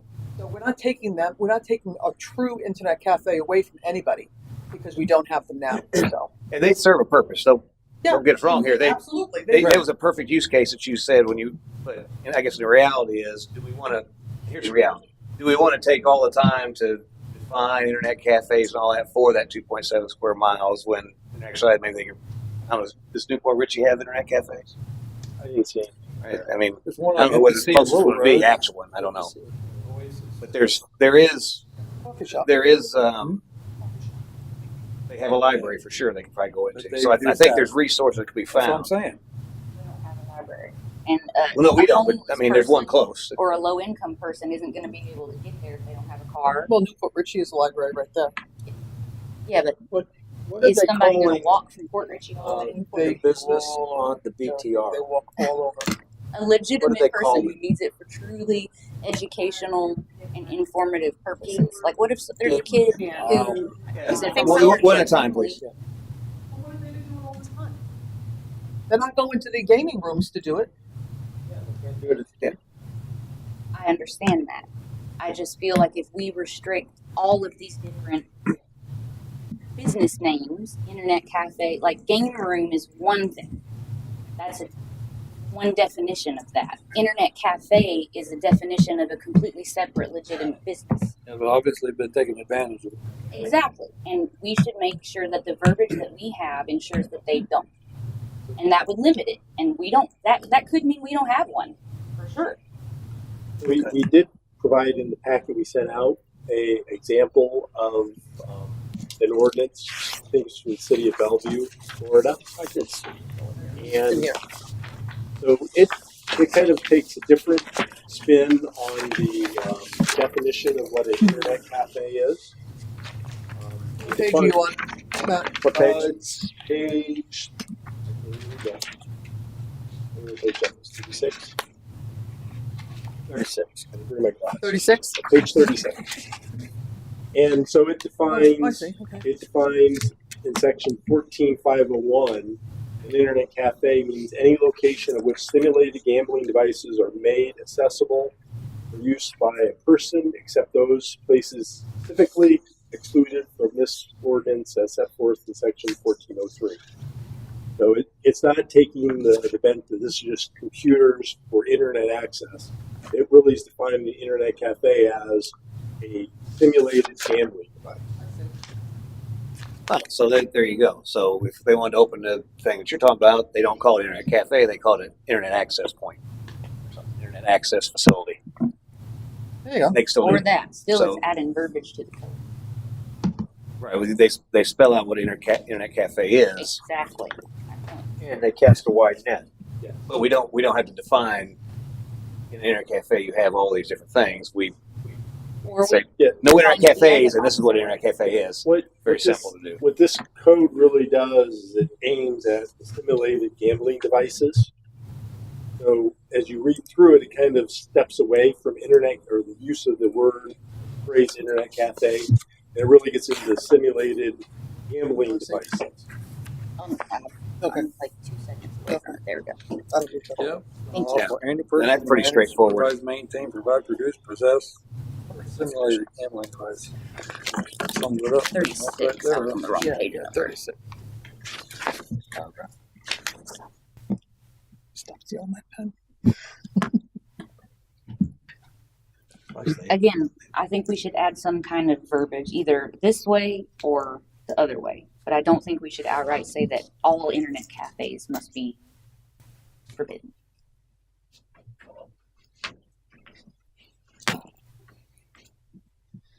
Well, if an internet cafe is defined as specifically these things, then Then you it do, would be. then you would do one. But if it isn't, then it isn't. Right. So I agree.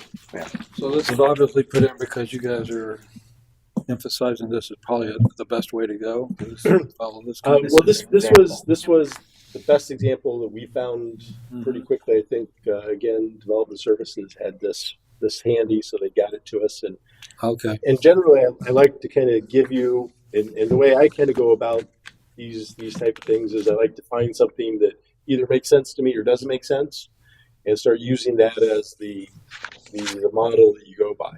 And there isn't a lot of these out here as well fleshed out as this one, but I think it's again a starting point. It would help with maybe some dialogue going further.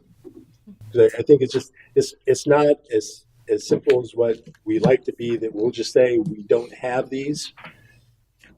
You still have to have other things in your code to make sure that things that sound like this can't end up being that. And that's I think the problem, because I'm going to go back even further than 2012. I think it was around 2006, 2007 when I was in Connecticut. We started seeing a lot of these coming into our town. Can't say that word tonight. My mouth's too dry. Proliferation. Yes, that's the word. And it kind of was the same thing. It was, they all came in, were internet cafes, and they could point to the computer devices. Now, they weren't as elaborate as what we're seeing now. They were truly just computers, but they were doing games of chance on the computers on the internet. They would, when you went in, they would give you a slip of paper.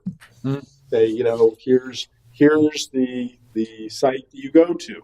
And when you get to the site, you enter your credit card and everything else, and then boom, you're gambling. Yeah, do your Venmo. Yeah. Say bye-bye. Yeah. So it says here, penalties. But I like that verbiage. 60 days and Computer up to simulation. $500. Go ahead. I like the verbiage. Okay. And I think, Mike, if I'm correct, I think he indicated that the gentleman you guys spoke with from the Gaming Commission referred you to this ordinance, right? Wasn't he? Yeah, the Gaming Commission co-wrote that with the city of Bellevue. Yeah, okay, good. That's probably Because Bellevue was having pretty much the same issue that we're having here. And by putting this in there, according to the gaming director, they're already gone now. Okay. They're not Good. in there. That makes sense. And that's what we want. We don't want this kind of illegal activity going on. So by consensus, so can we move forward with writing this up for us? Yeah. Everybody go there? Absolutely. You need to open up to the public.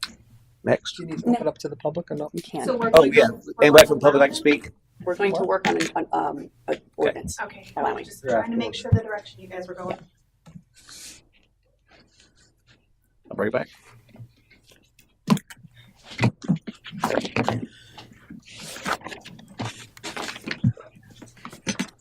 Do we want to continue with the next number 2? It can't be until 1 a.m. All right. Wait, it might move quicker. Medical marijuana? Yes, so, medical marijuana, if I can start, unless, I'd like to dip that in the butt. well, Oh my gosh. I knew it was coming. Sorry. Sorry, guys. he's so proud of himself too.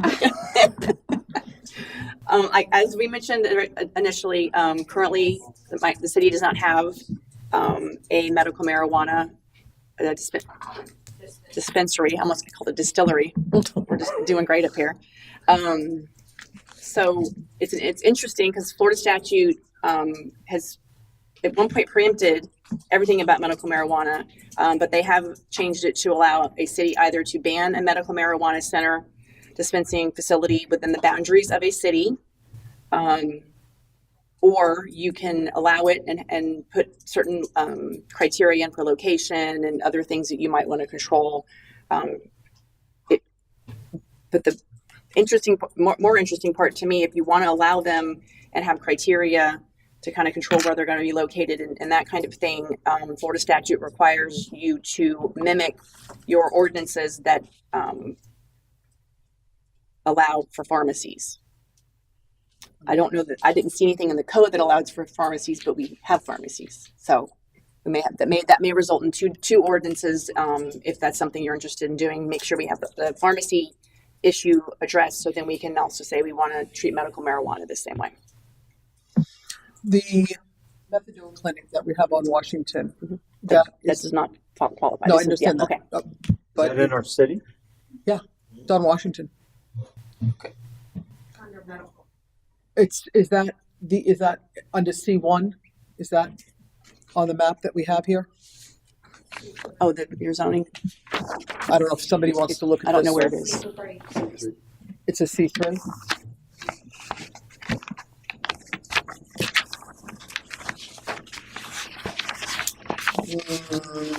No, it's not. No, because it's right next to the apartments being built, and that's the light pink, and that's C1. So, am I wrong in that? Did you want to see that, Mike?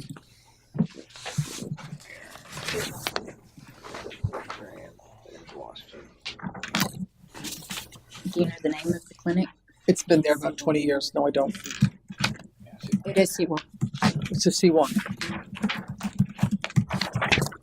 So that's across the street from residential. I mean, residential all around that's,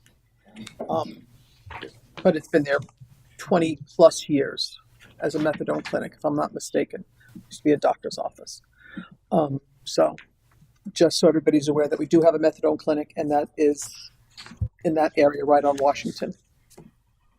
Are they current on the BTR? And what did they classify themselves as, a medical clinic or something? Yeah, they're not a dispensary. They actually administer Yes. there. Yeah, it's important. Yeah. Screened. So you're in the, I guess, fortunate position that you don't have Any. any in the city, so you aren't kind of dealing with which we normally have. Well, we already have 4, but we don't want any more. How do we Right. fix it? Right. So you can get ahead of it, and either say we don't want any, or here's the conditions to allow the dispensary within the city before they happen.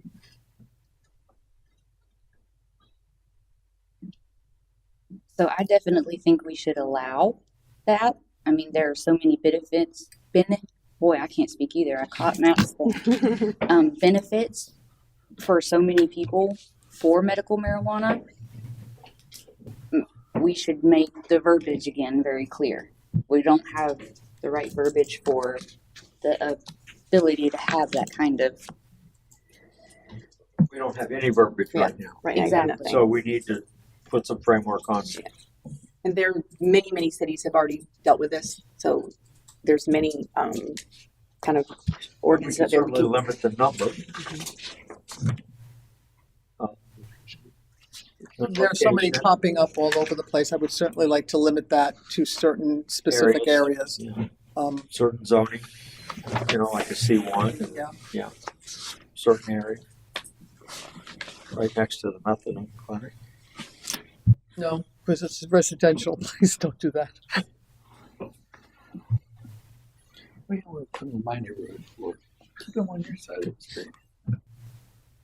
Did you guys include something on that one? I don't believe so. No. Some of this was, we put this together quickly, so there wasn't a lot of time. Luckily, Mike happened to have that one ordinance that you've seen. I think that's the only one you're going to see. The rest is pretty much just trying to look at what, if the state's preempted things or not, to kind of even give you whether you can even, need to talk about it. So for the sake of time, I think we're in agreement that we need to do something along those lines with medical marijuana. What did you say the C1, what the methadone, what is that under, what? C1. C1. I mean, if your desire is to keep them away from residential, so then what you'd be looking at is either high intensity commercial areas or industrial areas, because those should be the ones that are furthest away from the residential. Okay. You know, C1 generally is a lower kind of neighborhood type business, Okay. so those will be closer to a residential placement. Okay. Again, in theory, and again, we're the theory breaks down because we're a small community, and so you're really not that far away from any residential wherever you are. But again, in the grander scheme of how zoning is supposed to work, higher density, higher intensity uses are further away from the residential. If you restrict them to C3, that's pretty much all on 19 for the most part. I think it should be within half a mile of the police department. With strict rules and paperwork updated monthly. Put it next to the police department. A half a mile from the police department. I would also, in whatever we do, How about 1.3 miles? That way it put. I would also like to put, Closer. as we do this, put a number in there, how many we're gonna allow right off the bat, so we're not swimming upstream again in a year from now. So I would like to also put a number in that. How many? Two. Two, yeah, I wouldn't go any more than two. Again, we got a small area, Yeah, so. one per square mile. Yeah. Are you competing with the C1? I'd say C3 probably. Yeah. Yeah. The higher C3, intensity.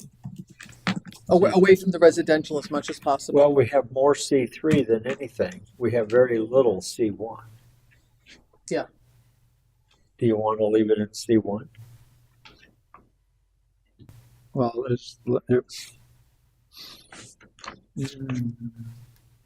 Looks like C1 is your Walmart and the clinic. exactly.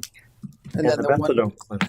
yeah, and then there's one little area One over little there. area on the side of the RV, Ag 1.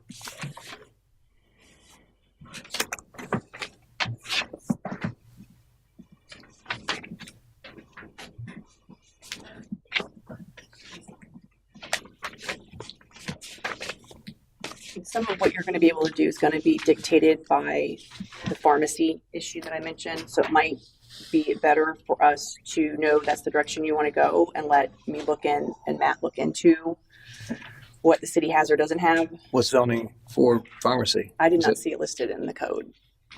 But I Do you know, so Brian? there's medicals under, I think medical is C1. So you have pharmacy in C1? The problem with that is that if it's under if it's in a C3 zoning, C1 is also allowed in C3. Right, everything C1, C3 has. Right. So So- you can go up, but you can't go down. Right. Okay. So pharmacy can be in C1. And 3. Right, well, yeah. Could be a 1, it could be an all.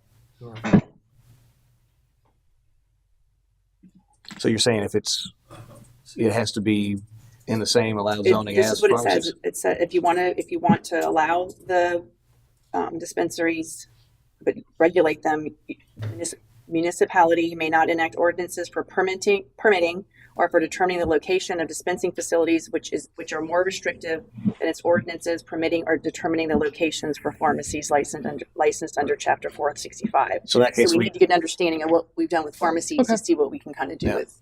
So it sounds like they'd be in So- any of the commercial zonings. We just need to, but we can limit, right? It's going to be dependent on what you've done with the pharmacy. So we got to limit the pharmacies in Can't be tandem? more restrictive. Oh. We need to see what, if anything's out there. Okay, so could we Step do one. investigate Step that one for is us and come back? pharmacies, yeah. So, yes, We need so to get find back out to how us on many that. pharmacies we have, because it would fall under the same umbrella, right? Yes. But that gives us direction. Okay. So Okay. that's- Next is smoke, vape, cannabis shops. So I will tell you, I did not have a lot of time to look into that one, but I will tell you that I did find some preemption in Florida statute. I don't know yet if it would apply to what you may want to do, which would be limit or condition or not allow. But there is some preemption about regulating marketing, selling, delivering up to products, and that includes the vape stuff, not just tobacco. So just keep that in mind as you discuss. I may come back and tell you you can't do anything you said you wanted to do. I didn't see anything in addition, but I didn't have time to completely research that one. Any other comments on those, or just want to bring back some examples? I think it's the initial question is the same as for Right. everything. Is it something, I don't remember how many we said there was, but is it 8. Is it something you want? And it's nothing in the code, right, that allows for it. So same question, do we want to look in, do we want them? Do we want to see if we can regulate them in the same way we've talked about regulating the other? And the other piece of this is in some of those vape shops, you also can get the hemp CBD. Yes, that's it. And so there are codes in the state that does limit that part of the use or sell, if I'm not mistaken. Right? Now you're going to send Punta Gorda. I never got that. Yeah, so Punta Gorda, in the city of Punta Gorda, I received it this afternoon. Their ordinance allows for these dispensaries, these cannabis shops, and Not things of that dispensaries. nature. Okay, Yeah. the smoke shops, Yes. that they do allow them. And briefly looking at them, they do also have restrictions. But with that, I got that from Punta Gorda. From City of Clearwater, I've got information from a House bill that came with hemp, because a lot of these smoke shops, they have, you see the word hemp outside. And so there's a House bill on the floor right now that's going, I believe, in July, to restrict the sale of hemp. So they're putting stricter guidelines in with that. But nothing has come through yet, but it is out there. So I can get those over to Matt so that he can, The other thing that I saw is that I can't remember which Florida city it was, but the one I was looking at, they felt that they were getting too many vape shops as well, and they actually put the restriction based upon they can only be within 500 feet of another one, or 1,000 feet of another one. So that's another way to try to control the number of these establishments within a city. I mean, I was thinking just like put a number on it too, since we're, not 2, but as well. Well, we have 8, so do you want to go to 10? No, I don't want to go to 10. I'd like to go to 4 or 3. Right outside our city limits. I mean, if really we have 4 different corners if you do on Ridge Road, so you can have one up there, one up there, one up there, one up there. And I'm surprised 8 function. To be honest with you, that seems like a lot. But I'm not sure though we can put a cap on them though. And the only reason I say that is I didn't see any other cities that were putting like we're only allowing 50 or whatever. Oh, really? They were doing it based upon distance, proximity. Oh, you to know other- why? Because that would regulate the sale of the product, and the state's Yeah. preempted that, so we Yeah. can't regulate Oh, the okay. sale. It's a So legitimate business. 1,000 Yeah, feet, so that's it's- not far. So it's really a distance. Again, what I've seen in a lot of the codes that Of a talk school. about it, it was Yeah, talking but- about a distance. They would put a distance that you can't have it too close to a school. That's what she And just then, showed me, yeah. then it would be a distance from one to the next. And again, I think also for used car dealerships, I saw similar things as well looking at them. Is that they didn't say you couldn't have them, but you couldn't have them within a certain distance from another one. You could have like a row. So we should again look into the verbiage that we Yep. keep because we don't have it. Yes. First you define it, so you can manage it, and then you start putting what the restrictions that you want to place on. Okay. Yep. With that. Storage lots. I have nothing to say. That can go. Never have- Gentleman over there. We have Never have enough 14. I storage. think we need another 12. Well, here's my concern. Is we already have an ordinance where you can't park boats and trailers and RVs in your lots, but it would be nice to have a place to park them. Plenty. We did. 9 So outdoors. if I could frame this first before you go in. Sure. Because nothing is ever as easy as what you think, and that is where you went is a part of the discussion. Don't get me wrong, but let me give you kind of the overview of this. So there's really a couple issues with storage lots. So first off, what is a storage lot, and what isn't a storage lot? Is an outdoor lot storage allowed in the city? I mean, like open storage. Open storage, outdoor storage. Is it allowed in the city? RVs, boats. What do we say? We don't define it. So it's only defined, outdoor storage is only defined in one section or in one zoning district, and that is light industrial. Light industrial. Yes, it specifically says that you can have outdoor storage, warehousing and outdoor storage. Specifically says that. These 9 places where are they zoned? We have on this particular zoning map actually shows where I believe the circles are the blue storage areas. Oh, look at that. Yeah, you can see the circle. I'll tell you, color's bad for me, so I'm not sure. Oh, I see it. Circle. Blue dot with a red circle around it. Yeah. What is it? The blue dots. With the red circle? Right. I see one you missed. So then There's 3 not on there. Huh? There's 3 of them not on You got the one in San Pebble? there. No, there's a couple not on there. There's 3 that I have that are not on there. In a residential lot?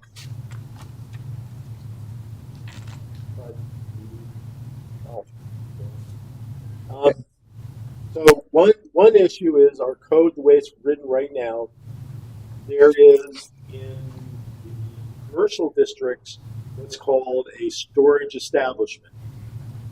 So General storage, I think.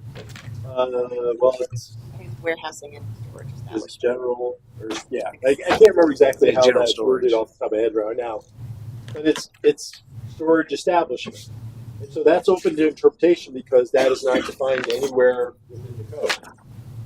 And so, depending upon who sits in the seat of the building official, that gets defined. And at some point in the past, it was defined as outdoor storage, but we define what outdoor storage is and where it's allowed only in the light industrial. It's in C3, warehousing and general Yeah. storage establishment. Right. Number 5. And also commercial parking lots. Well, a commercial parking lot is different than a storage unit or a storage lot. I would argue that, but we don't have a definition that Right. would support either argument of what that is. And so, problem one is we don't adequately define what we mean by outdoor storage or a storage establishment or a commercial parking lot or a number of these things, right? And so that leads to interpretation, which then allows what we have now, which in some districts, the previous building officials would say, yep, you can do that. But now the definition has changed, or the interpretation has changed, and that's not allowed. The second issue that we're seeing is, do we want areas rezoned that are currently residential to be commercial to allow outdoor storage? Because we have, and that's the other part of that map, where you see the 3 arrows.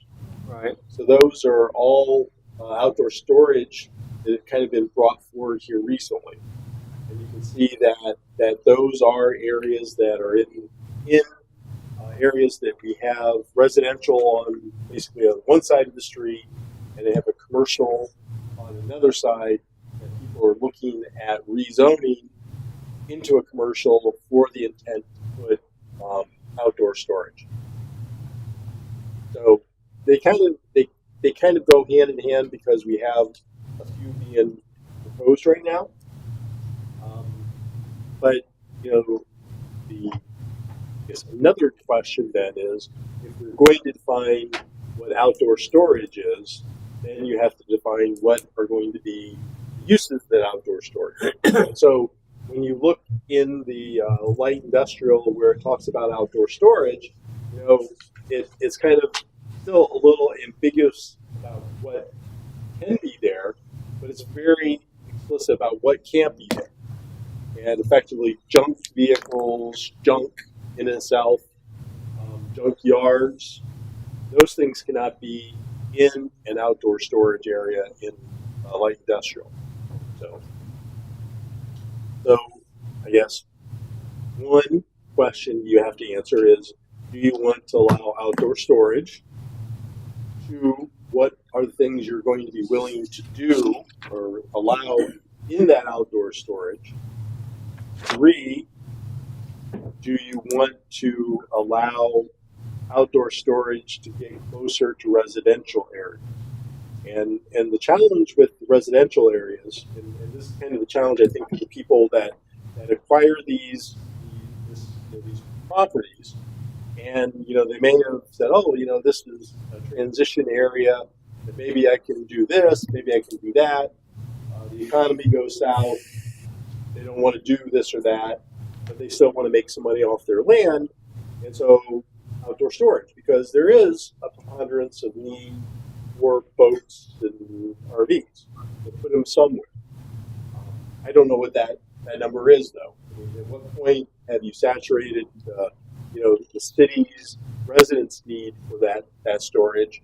And now you're starting to do storage for other places, because one of the people that I met with that talked about this, it's because we have a free boat ramp there in the the waterfront area.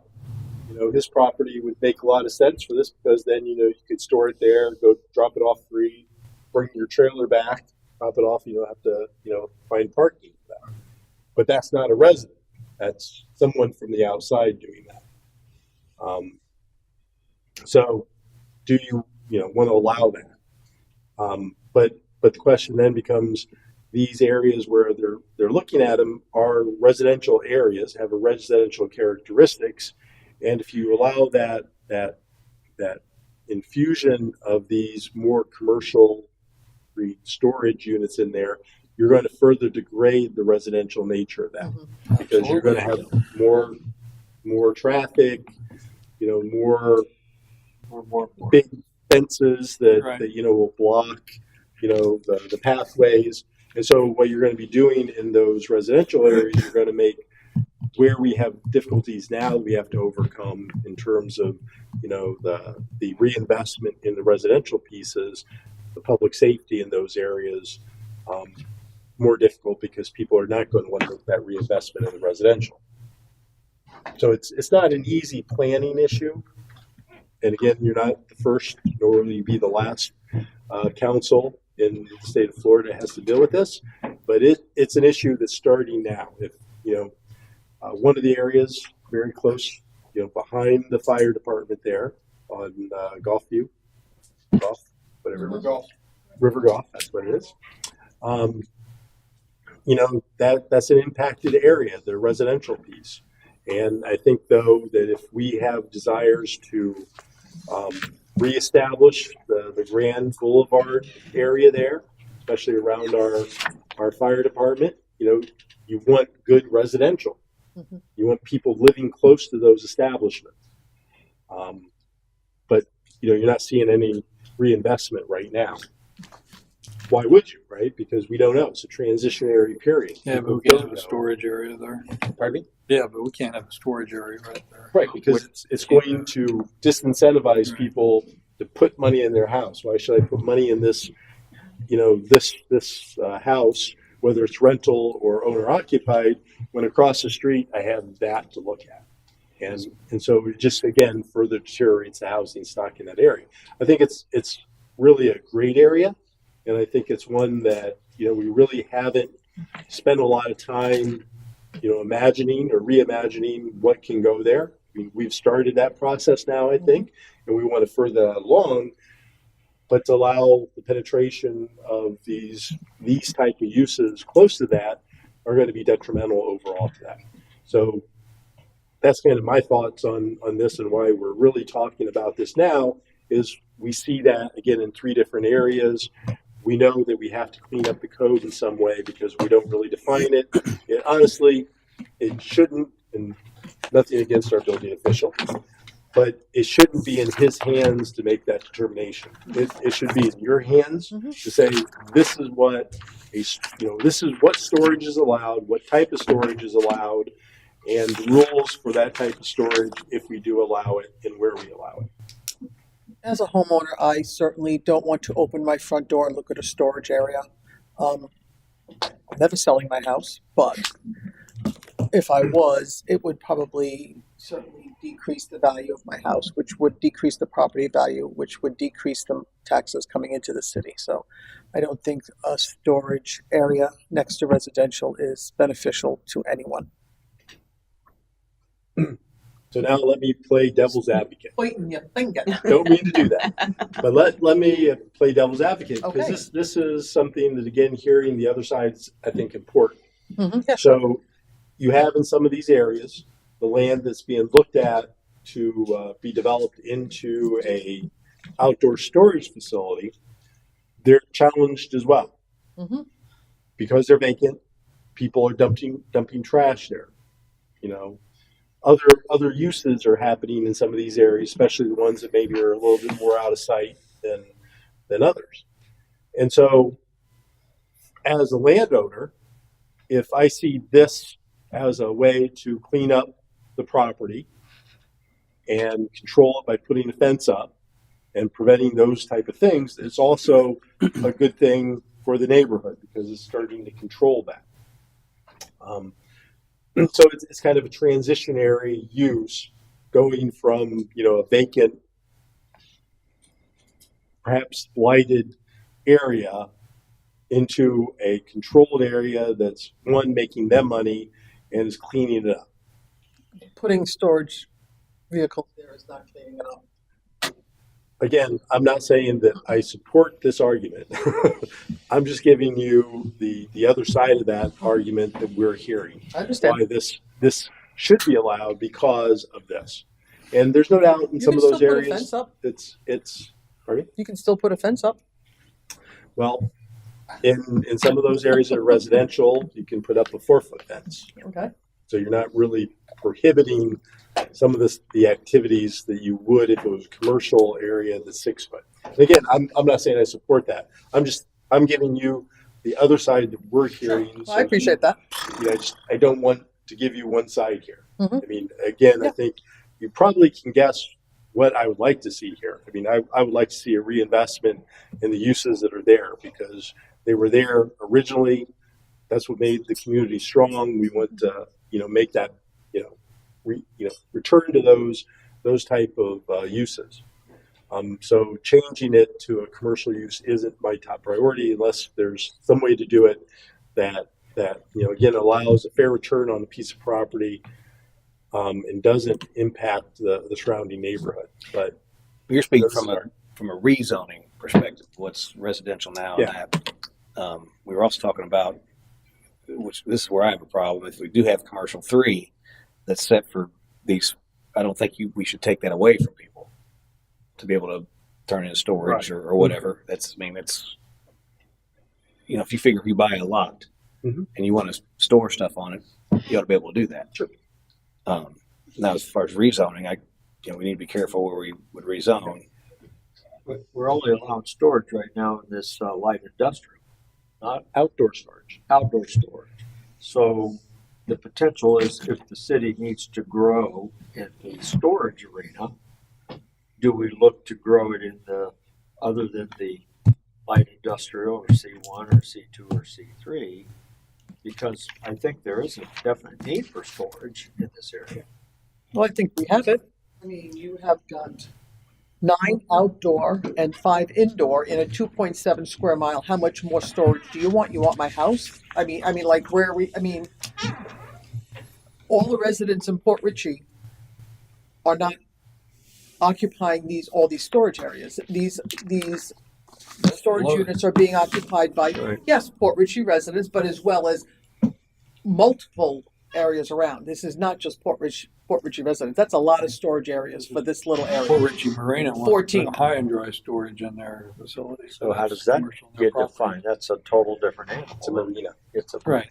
And the people both restricted and it's their property already, so. So at the very, very minimum thing that we have to do is we have to clean up and put definitions in the right words that you want to allow. And so like again, in the C3 there, where it says warehousing and general storage establishments, if you don't want outdoor storage in those, okay, but we still have to define what a storage establishment is. And I so think this is where if you say, well, to us, that doesn't include outdoor storage. So in the definitions of a storage establishment, we would have, this does not include outdoor storage. That way you've spoken very clear so people know when they come in, because that's kind of the give and take that happens. Right? Well, I don't think that that's what that means. Well, this is what I think it means. I think it was purposely left vague to be all encompassing, to be honest, if I had to guess. What do you think? Well, I would disagree because of the very specific language in the light industrial. I mean, in there they clearly say outdoor storage. Now they don't define what you can store outdoor other than these things you can't store.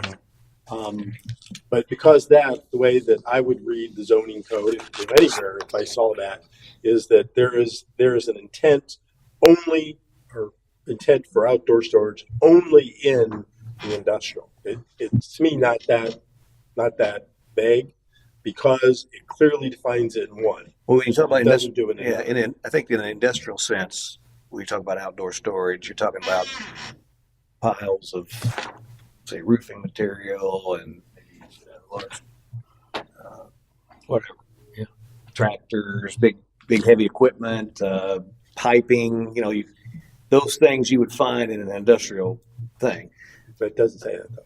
Well, no, but that has to be what's being got at there, right? Where general storage covers, everything. Where it's a boat, whether you're a container with stuff inside of it. I mean, I think it's purposely vague for that reason. You can store stuff on it, not to the magnitude of an industrial sense. Well, but again, my point is, and I don't necessarily disagree with what you're saying, being argumentative, because it's not clear, and so Room for interpretation. it's all that gentleman down there gets to make that determination what Right. it is. And again, nothing against our building official, but that's not who should be making the decision. I mean, you as the elected voice of the community need to make that determination, so it's not up for interpretation. Then people that want to do business with the city can clearly see what it is they're allowed to do and what they're not allowed to do. I like 1,000 feet from residential area. It could limit axles. It could be covered, uncovered, limited to just RVs only, or it could be boats of certain size, certain axles. Absolutely. That's what you would Yeah. define it as. Once you define it as that, then that's it. So I have a question about, so inside of our code, it talks about special exemption, exception uses. There we go. Bulk storage yard, including bulk storage of flammable liquids. Now, do we have any of that? Has that ever been approved? Not that I know of. The only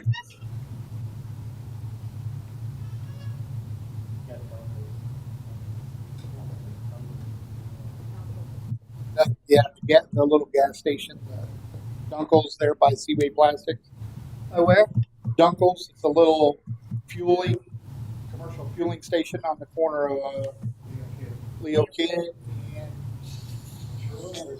Sherwood or something like that. That's the only one that I can think of off the top of my head. But since I've been here, I haven't. They've been here for decades. I was just wondering because that's also vague. Yeah, they're managed very well. This is something that our chief probably checks them and says, "Yep, they're good." Yeah. And that, I mean, another criticism of our code is we have a lot of vague things in there. And so we're trying again, right now, we're kind of doing this as these items come up and we're bringing them forward. There's a lot more than what we're talking about, but it's only because those aren't immediate issues confronting us. This one's coming around. Ben. Yes. Well, I think there's a couple applications to rezone for that. Well, yeah, it needs, how many feet from residential area do you think? It's hard for me to judge feet, to be honest with you. You have to tell me, I mean, you know, I'm sorry. Well, eighth of a mile, 600 feet. What is this room? Eighth of a mile, 600 feet. This This room room is is. What did you say? Say that again, Bob? Eighth of a mile is 600 feet. Okay. That's like three. So a quarter of a mile is like 3 or 4 1,200. blocks. Are they 600 feet? Covered, uncovered, fenced in. I think there just needs to be better verbiage. No vehicles. Could be heavy equipment. It could be RVs. Could be boats. Nothing in excess of 40 feet. No more than 3 No or 4 vehicles? axles. Huh? No vehicles? No, I wouldn't know, because then you get into junk. Who's gonna? Who wants to store? I don't know. Who wants to store a vehicle? I don't know. Well, there's already that verbiage in the L1 part. It says I've just no never junk seen- automated vehicles. Yeah. But I like where he's going with that, because if you say no vehicles, then you don't have to go to the next level of determination. Is it junk or isn't it junk? Yeah. You know, is it licensed? Well, that's what I said. You know, One is it man's junk is operable? another man's treasure, all so you these, got to all be these careful. things They can kinda go somewhere into else, or they can rent a garage and do that. Put it on the indoor storage. Right. Close the door.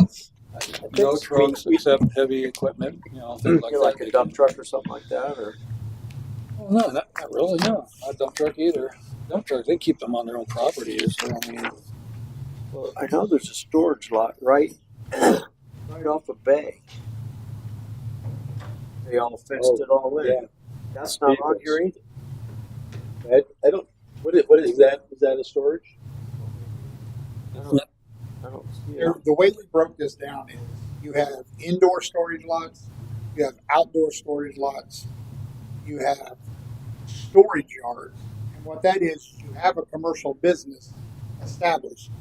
Point in case you've got an AC company right across the street from City Hall here, who is an AC company, but he has enough lot fenced in, he's using it and renting it out for storage space. So you have more than just 14 storage facilities in the city. You have about 26. If you add in all these lots, you can go right back here off of Springer. You've got more of the same thing. You can go back here off of Squid. You got more of the same thing. So you have multiples of all of these. And what's happening is, kind of like what Mr. Hubbard said, if you don't put limits on what can be in there, they turn into junkyards. Right. And that's what we have. We have a lot of junkyards. right? We don't need any more. And the AC is you rent out to AC companies for like old equipment for parts and stuff, just for AC. What he's got over here is he's an AC company in his building, but he's renting it out to an underground utility company to store all their equipment. Oh, So okay. he's renting all that stuff out over That's here. a sublet Then thing. you go over to Old Ridge back here across from Twisted Metal. You have a garage. The guy that owns the garage also owns the property next to it. He's renting that out to Twisted Metal to put all their junk cars on. And that's just a couple. Then you have on Squid, you have a solid surface company who does solid surface countertops. He's renting out his space for boats and everything else storage as well. So there's more than just the few that you see like Gator Storage and those like And that. that's not right in residential. No, that's all commercial. Not all of them. No, sir. Right. No, sir, they're not. So that's why I say it's got to be restricted from residential and no vehicles, no trucks. There really isn't any reason for that anymore in our city. Our goal is to make the city nice and We're going to make it a destination. profitable for other people. You know, I don't drive. I don't go to some place and fill a storage unit. I'm gonna go right by. I'm gonna go right by.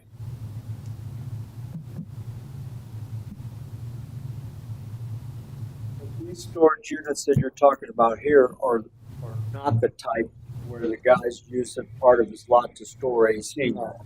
You're talking about trucks and cars and junk, right? Yeah, like your outdoor storage yards and your inside storage yards. Your inside storage yards are going to be like the Gator storage on Grand. Is that in a building? So you're not going to see anything. You're going to see a building. They Right? may have, like, you go back to the Gator storage back here on Squid, they've got it all indoor, but they have a few outdoor lots where they'll do it. The storage yards are all outdoor, attached to another business, which is part of their property. Well, what about like the Naughty Or, for example? Same thing with an IDO. That's I don't see that on that That's list. not on It's a storage area though. Right, but there. That was, so, we didn't put every single storage lot on there because some of them don't have business tax receipts. So we just drove around. This map that I just created this afternoon is just to give you a general idea of where some of them are located. Okay. Not every single one Okay, is, so there's is on that map. so basically there's more, Yes, there's a lot more on there than what is there. but That's just to give you an idea of where we have the ones that have been for the longest, the ones that are more common. so the problem is we really need to define the kind of storage lots like Mr. Hubbard is saying, because not all these businesses can accommodate a boat or an RV or something like that, which is, I think there's a need in the city to accommodate that. We have that. We have Well, plenty. So we just need to. I'm not sure we do, because we have mixed use and mixed kinds of storages that you can't have a storage. We have 9 plus 5 plus a whole plethora of others. We just determined that. We know about the 9 outdoor. We know about the 5 indoor. And what we're saying is there's a whole bunch of others that are multi-use. There's probably over 2 The dozen. AC Okay. place. So we have 14 plus a whole heck of a lot more than that. Over 2 dozen. So we don't need any more. 2.5 square miles. That's don't need any more. Because there's some vacancy in those places. So Sorry? there's some vacancy in some of those areas. So if someone's desperate, they can find a place with existing.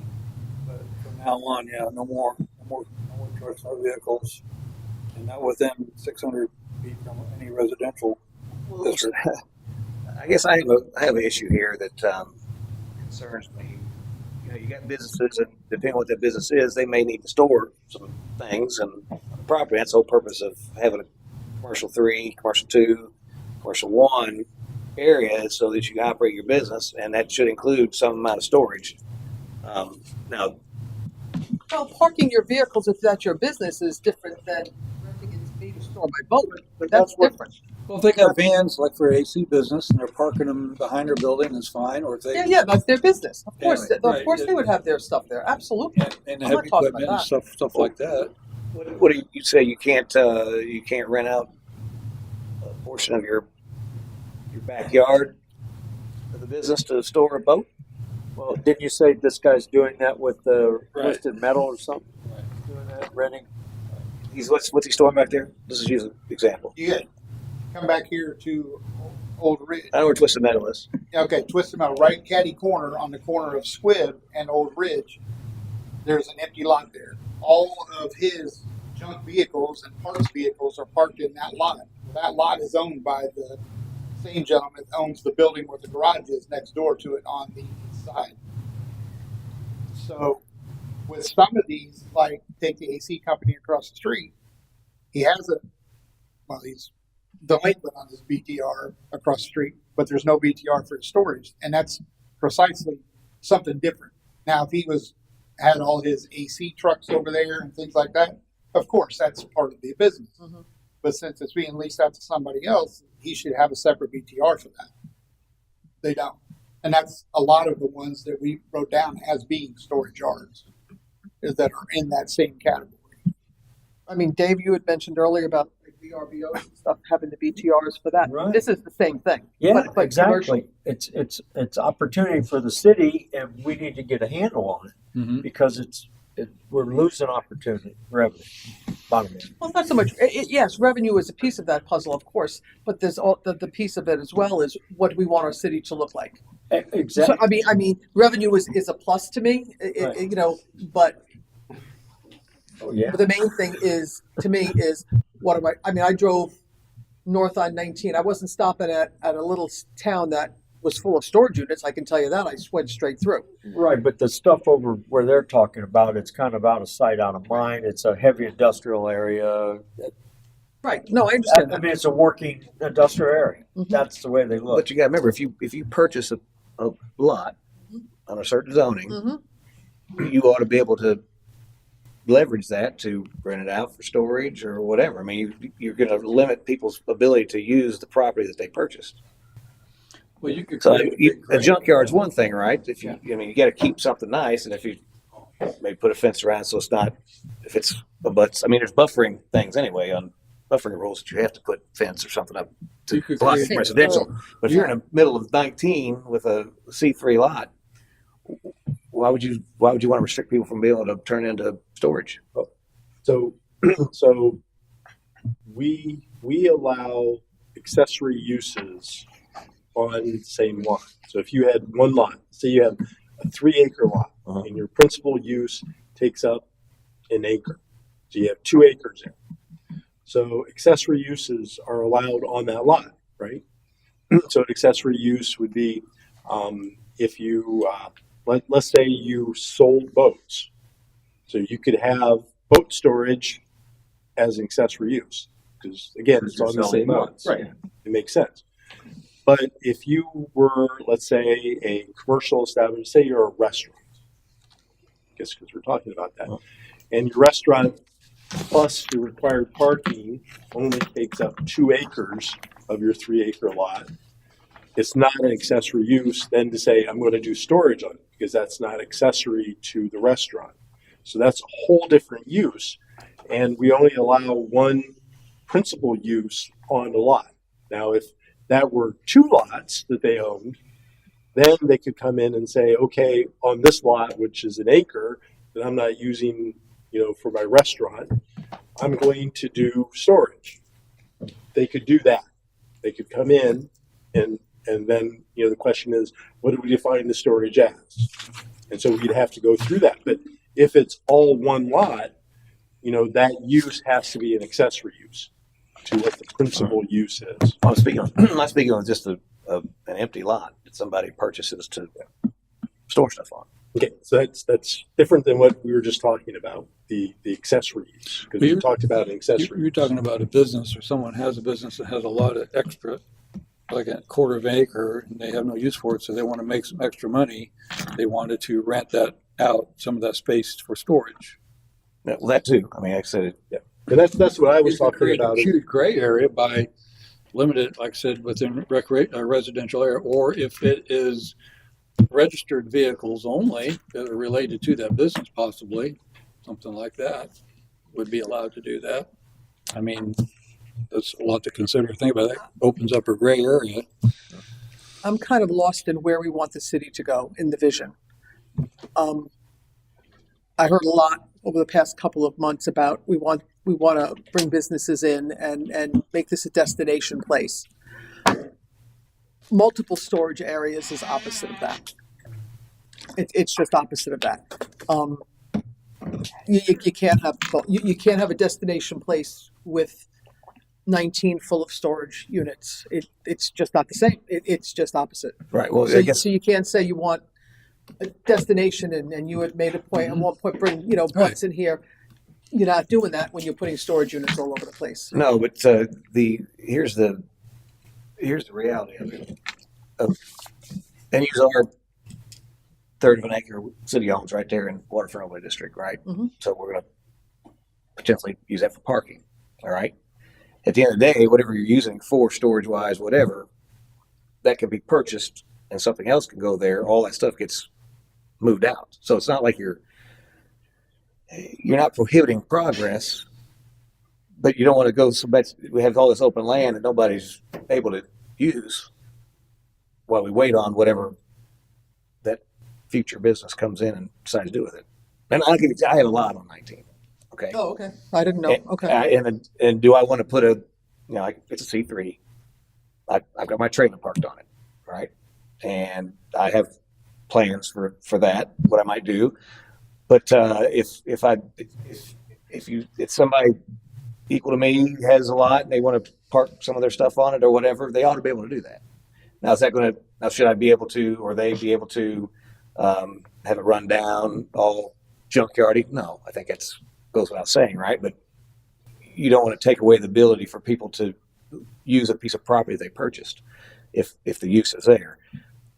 Again, do we want the entire city flooded with commercial parking lots, boat storage? Ideally, no, but you know, there is a need for people to be able to do that. At the end of the day, you can pull all that off, and it's a clean canvas to do whatever you want. Right? I just think it's opposite of the vision you people have all talked about. I think it's just totally opposite. That's my opinion. Well, no, it is not part of the vision, correct? But at the end of the day, you still got to have places to store stuff. Okay, but the 2.7 square miles of Port Richey is not Pasco County's responsibility to store everybody's stuff. No, I agree with that. There are many storage areas popping all over the county. That is not our responsibility, is to maintain for everybody. We have plenty. We have good. I'm not saying get rid of them all. I don't think we need any more. I think we have our cup runneth over of storage. Well, if I look at the C3 definition under 22, warehousing and general storage establishment. I'm sorry. So, in effect, we're allowing storage of some type. We just really haven't defined what that is. Right, that's what he's been saying. That right. That's what he's been saying. Right. And whether I mean that's in a specific zone, C3. That's usually heavy industrial. Manufacturing could be going on there, car washing. Well, C3 is A body all shop. commercial. A lot of stuff. A dress store, a tools store. I mean, C3 is not all the other stuff. I mean, it can be any commercial Right. where you bring people in to shop. Right. You don't go shopping at an auto body store. You know what I mean? Like, I don't go looking for a fender. Depends if you're looking for a car. But you're exactly right. And the C3 area, it's confined to, and I'm thinking of that area that he was referencing. It's an area that's out of sight. It's not on 19. It's off behind in an industrial zone. But we're not saying that. We're saying C3. That's the purple all along the entire Anywhere 19 corridor. And it's allowed today, and we need to find what we Right. want it to be tomorrow. That's Correct. all I'm saying. we are saying the same thing then. Right. So what would be the exception of being close to residential and not residential? I mean, At some in point, order for someone Well, to use it. along 19 is not close to residential. It's all Well, commercial. at On some the point, backside it is. at some point in time, Okay. residential and commercial, but They do. And there's buffering requirements to Yeah. ease that transition. exactly. Okay. Whether it be a 6-foot fence or a certain amount of trees, or I mean, there's all kind of buffering requirements between commercial and residential. So that's handled. Right. But the minute you start dabbling into what you can do on your commercial property, I have a problem with that. And I have a personal problem with that as well. I mean, for example, C3, you have a automobile repair garage. Now, all the work needs to happen on a closed building, but obviously there's going to be some storage on the outside to offset that business, right? You got to do some stuff. And maybe that guy there has a couple vehicles he wants to store out, and he'll be able to do that. It's his property. Well, yeah. I mean, so we need to be careful when we go in here and start nitpicking on what we're going to allow, because you're going to diminish the value of the properties. Advertising and bringing in a lot of cars from Right. storage in there, those are as customers or they're, yeah, it's not permanent. Again, maybe somebody wants to use that land as a boat storage, RV storage facility. You ought to be able to do that, right? Is it what we want, but we would rather just be sitting there and maybe homeless occupying it or growing up? I mean, if it's, you know, it's on 19 after all. When you drive up and down 19, you see a whole lot of things. And we have the comprehensive land plan that we are in the process of doing to see what our vision of Port Richey is. Right. From a zoning perspective, I was a little pick Yeah, what zones. That isn't that what it is? Yeah, absolutely. That's what we're doing. But we're deep down in the uses of the districts here and what we're going to allow and not allow. Well, I think we need to wait for like we said at the beginning of this workshop, we need that plan to be complete to know what the vision is to move forward. Mhm. Because the comprehensive land plan might absolutely back up exactly what you're saying, but we need to have that plan in place to move forward. Well, again, we're putting the cart before the horse. Is there a list of the property values of each of these storage yards? Units? Yes. But there's On the not tax roll, necessarily an assembled list. We could assemble. Yes. I'm just wondering. what would be the reason that we would need to know that, if you don't mind me asking? I just want to see what it. How much tax they're generating for the Yeah. city. So I want to see what exactly the benefit is of 26 different storage Well, places. blank land has minimal tax Right. compared to when you put a building on it. And I get that. I just want to see those numbers because I think that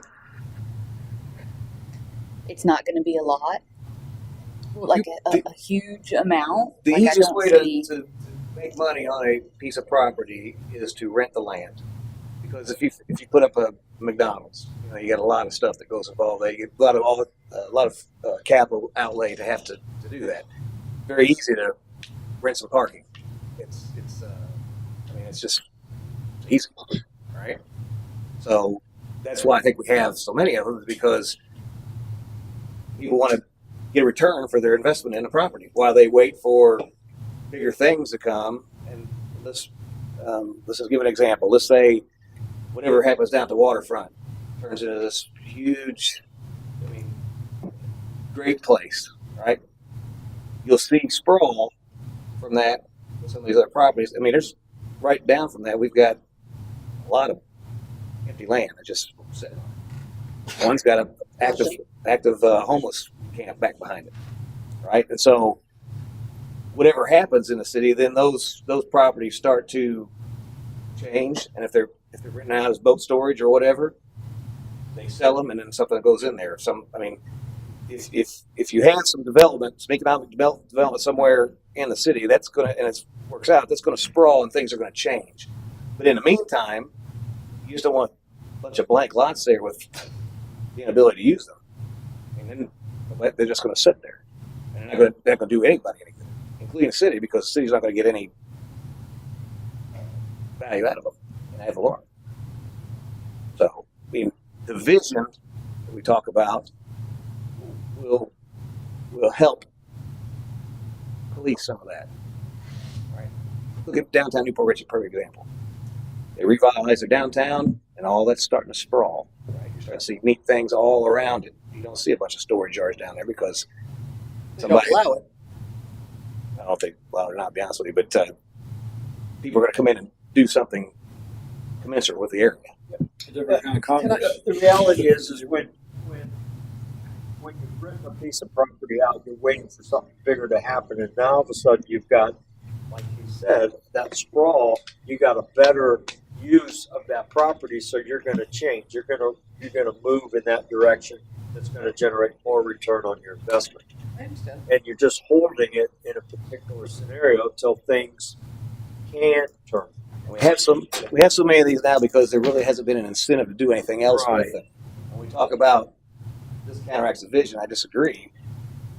The vision is there. If we execute that vision, a lot of the stuff will clean itself up. You won't have a big junkyard. It self-polices, Right. because somebody's going to see a better use of that land. Somebody's going to come in and swoop down and say, "Hey, I got all this stuff going on here. I'm going to buy that, and I'm going to do something with this," and all that will take shape. Can I ask a different question that Sure. I because you just brought this up earlier? Because you own the property on 19, is there a conflict with him? Okay. I just want to make sure I didn't want to put you or us in bad situations, so I No, don't no. know the answer to the I've seen question. nice storage areas with a facade like a apartment building. When you look at it going by the road, behind it is storage for a lot of different boats and RVs. You'd never see it unless you actually went into the gate. And it's really not that expensive, but it really decorates the whole area. It makes everything look nice. You have no idea what's back there.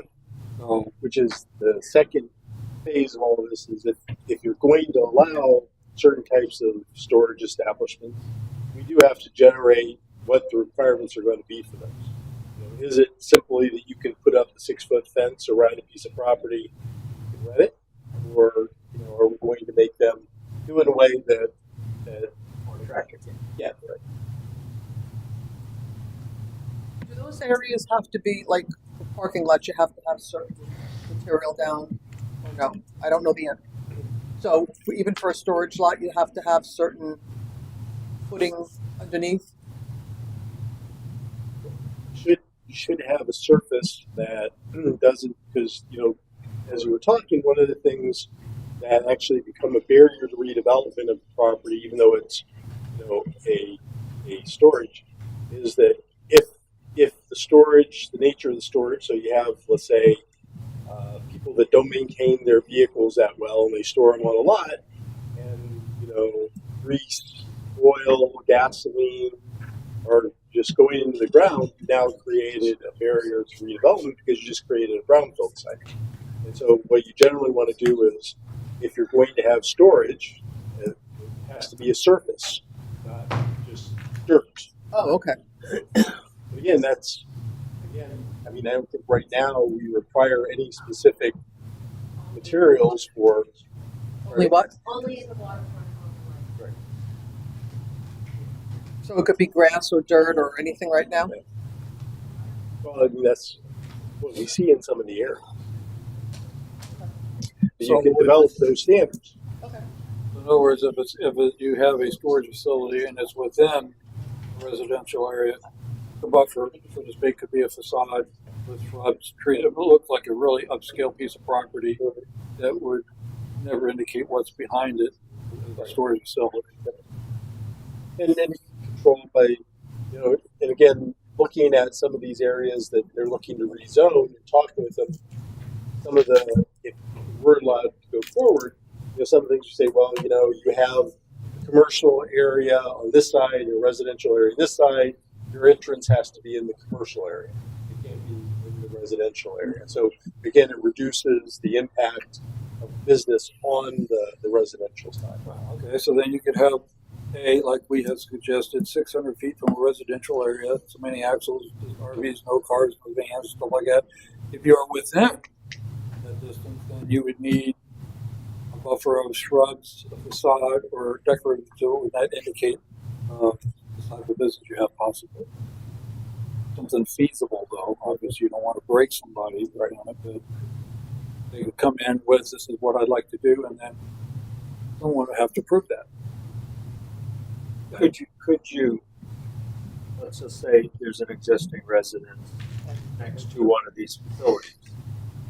Could you force them to put those modifications in there because now you're trying to create that buffer between a residential and a commercial zone? Yeah, they have to. It's part of the buffering. Well, but if they're already existing, is that something that you're allowing them to continue? You're not impeding their business, but now you're making them fly. Like, thought that they put a shielding fence on Bay where that green chain link fence was around there, and now they got like a buffering. Oh, the transmission place on the corner. Yeah. So is there something that we can, in effect, get some of these lots that are maybe unruly to clean them up and put the buffering in there, even though they're running a business now without it? Well, that's where it gets a little bit trickier with existing. I mean, I think there are some things, some standards that we can put in place that would impact existing businesses and not create issues for them. Hardship. Yeah, I think some things can be done, other things can't be. I mean, it really depends upon what it is the standard is going to be. I mean, I think, for instance, right now, if you look at outdoor, and if you say, okay, we want outdoor storage, and even right now, the only place outdoor storage is allowed, the way that I would interpret our code, is in industrial. Once we get into those threshold directions from council, our next step is to even let those outdoor storage facilities know that there are certain things you're allowed to store and certain things you're not allowed to store. Our code already tells us you can't have a junkyard in the city. There are some junkyards in the city. They've been here for decades. And we'd have Fenced off. and we'd have to figure out, when the code was in place, how long they've been doing business, and if someone opened up 5 years ago and it's a junkyard today, we're pretty sure that probably wasn't doing it pursuant to the code. And so we would have to start dealing with, okay, how to get that cleaned up and bring it back within code. But there are going to be those that, well, they've been here for 50 years. And so they predate the code, so we wouldn't be able to enforce those same, rules on that. But again, And those will change someday. yeah. Naturally. You care about public? No, of course not. Go ahead. State your name and address. For the, name and address. 001 Apple 6 Drive in Port Richey. We're a family of Port Richey, a generation. And so I just wanted to ask a question because we're talking about this subject. So we have land and a property, and that's what my parents had built here. And now the kids have took it over, and we like to give it to our kids. So we would like to split the property. We're in C3, and give one of the kids the building, and then the property, like you were saying, I really agree with you about that, is because the property's just been sitting forever and doing nothing. So one of the kids actually want to go ahead and put a storage unit. So we've already talked to the city, we've already had a meeting, we just need a letter from the city saying that we can split the land and let the kids start with it. But everything went to a halt after that one gentleman had changed the, like behind the fire department, that they changed it from residential to like light industrial, and we didn't want to do that at all. We're not doing anything like that. But we've already talked to the city and told them we're going to put nice gravel bottom. We're going to put the fence. We're going to have the fence covered. We're going to have landscape in the front. My building that's right next to it is a beautiful building, and I keep it up very nicely. It's on Pine Hill. And so that's what I wanted to know. Like, what were you thinking about that? Because you discussed about different things, but not about like splitting the land. And then could we do that in C3, like the land that we've had to put it into storage? Because we have to get an answer because the kids want to move forward. The city is, and Veronica and Mike, I've talked to both of them.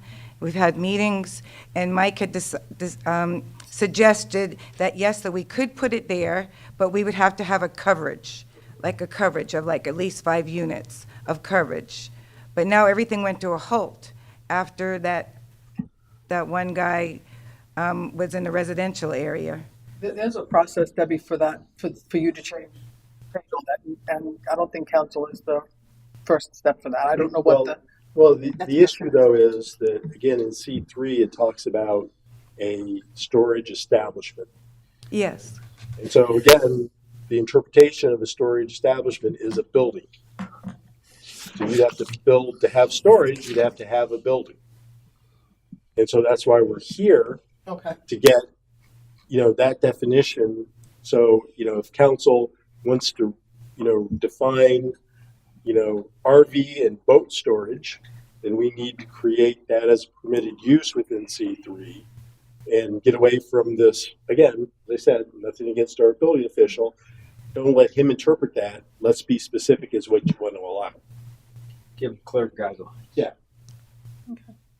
You're across from the church. Yes. On Pine Hill, next to that assisted living facility. Yes. Apple 6. right behind the animal rescue. Mm-hmm. Yes. And the vacant lot is behind you It's on the side of me. on the side. Hmm. It's my property. And there's residential behind, next to it or something? Yes, it's all storage behind me. All storage facilities behind me. Well, there's storage facilities already there. All warehouses like my warehouse Okay. is behind me. Hmm. Okay, I just wanted to know like what the question the answer be to that one, because we're both waiting. We were waiting for this meeting to come, and they don't know how to proceed either until we find out how to proceed. Yeah, we'll work towards getting Thank you so much. some clarification. Huh?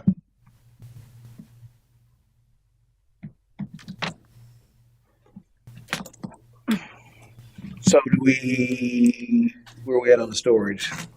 Just get some more I think information. we kind of need to, we don't have ours in here, right? Our present code in here? Yeah. I missed it, sorry. Your code's in there. It 27, doesn't- page 27. What time? What Page time? 27. Yeah, we're getting to that time, aren't we? I didn't hear what you said. Page 27. 27, thank you. That's the permitted principal uses of structures for C3. For C3. I was not told this was going to be on my first day. I would have stayed home. This is a hazing, welcome. That's right. Amazing. And then there's also a definition in light industrial, which is specific to outdoor. Also on 29, it talks about the other outdoor storage and light industrial. Right. Well, I mean,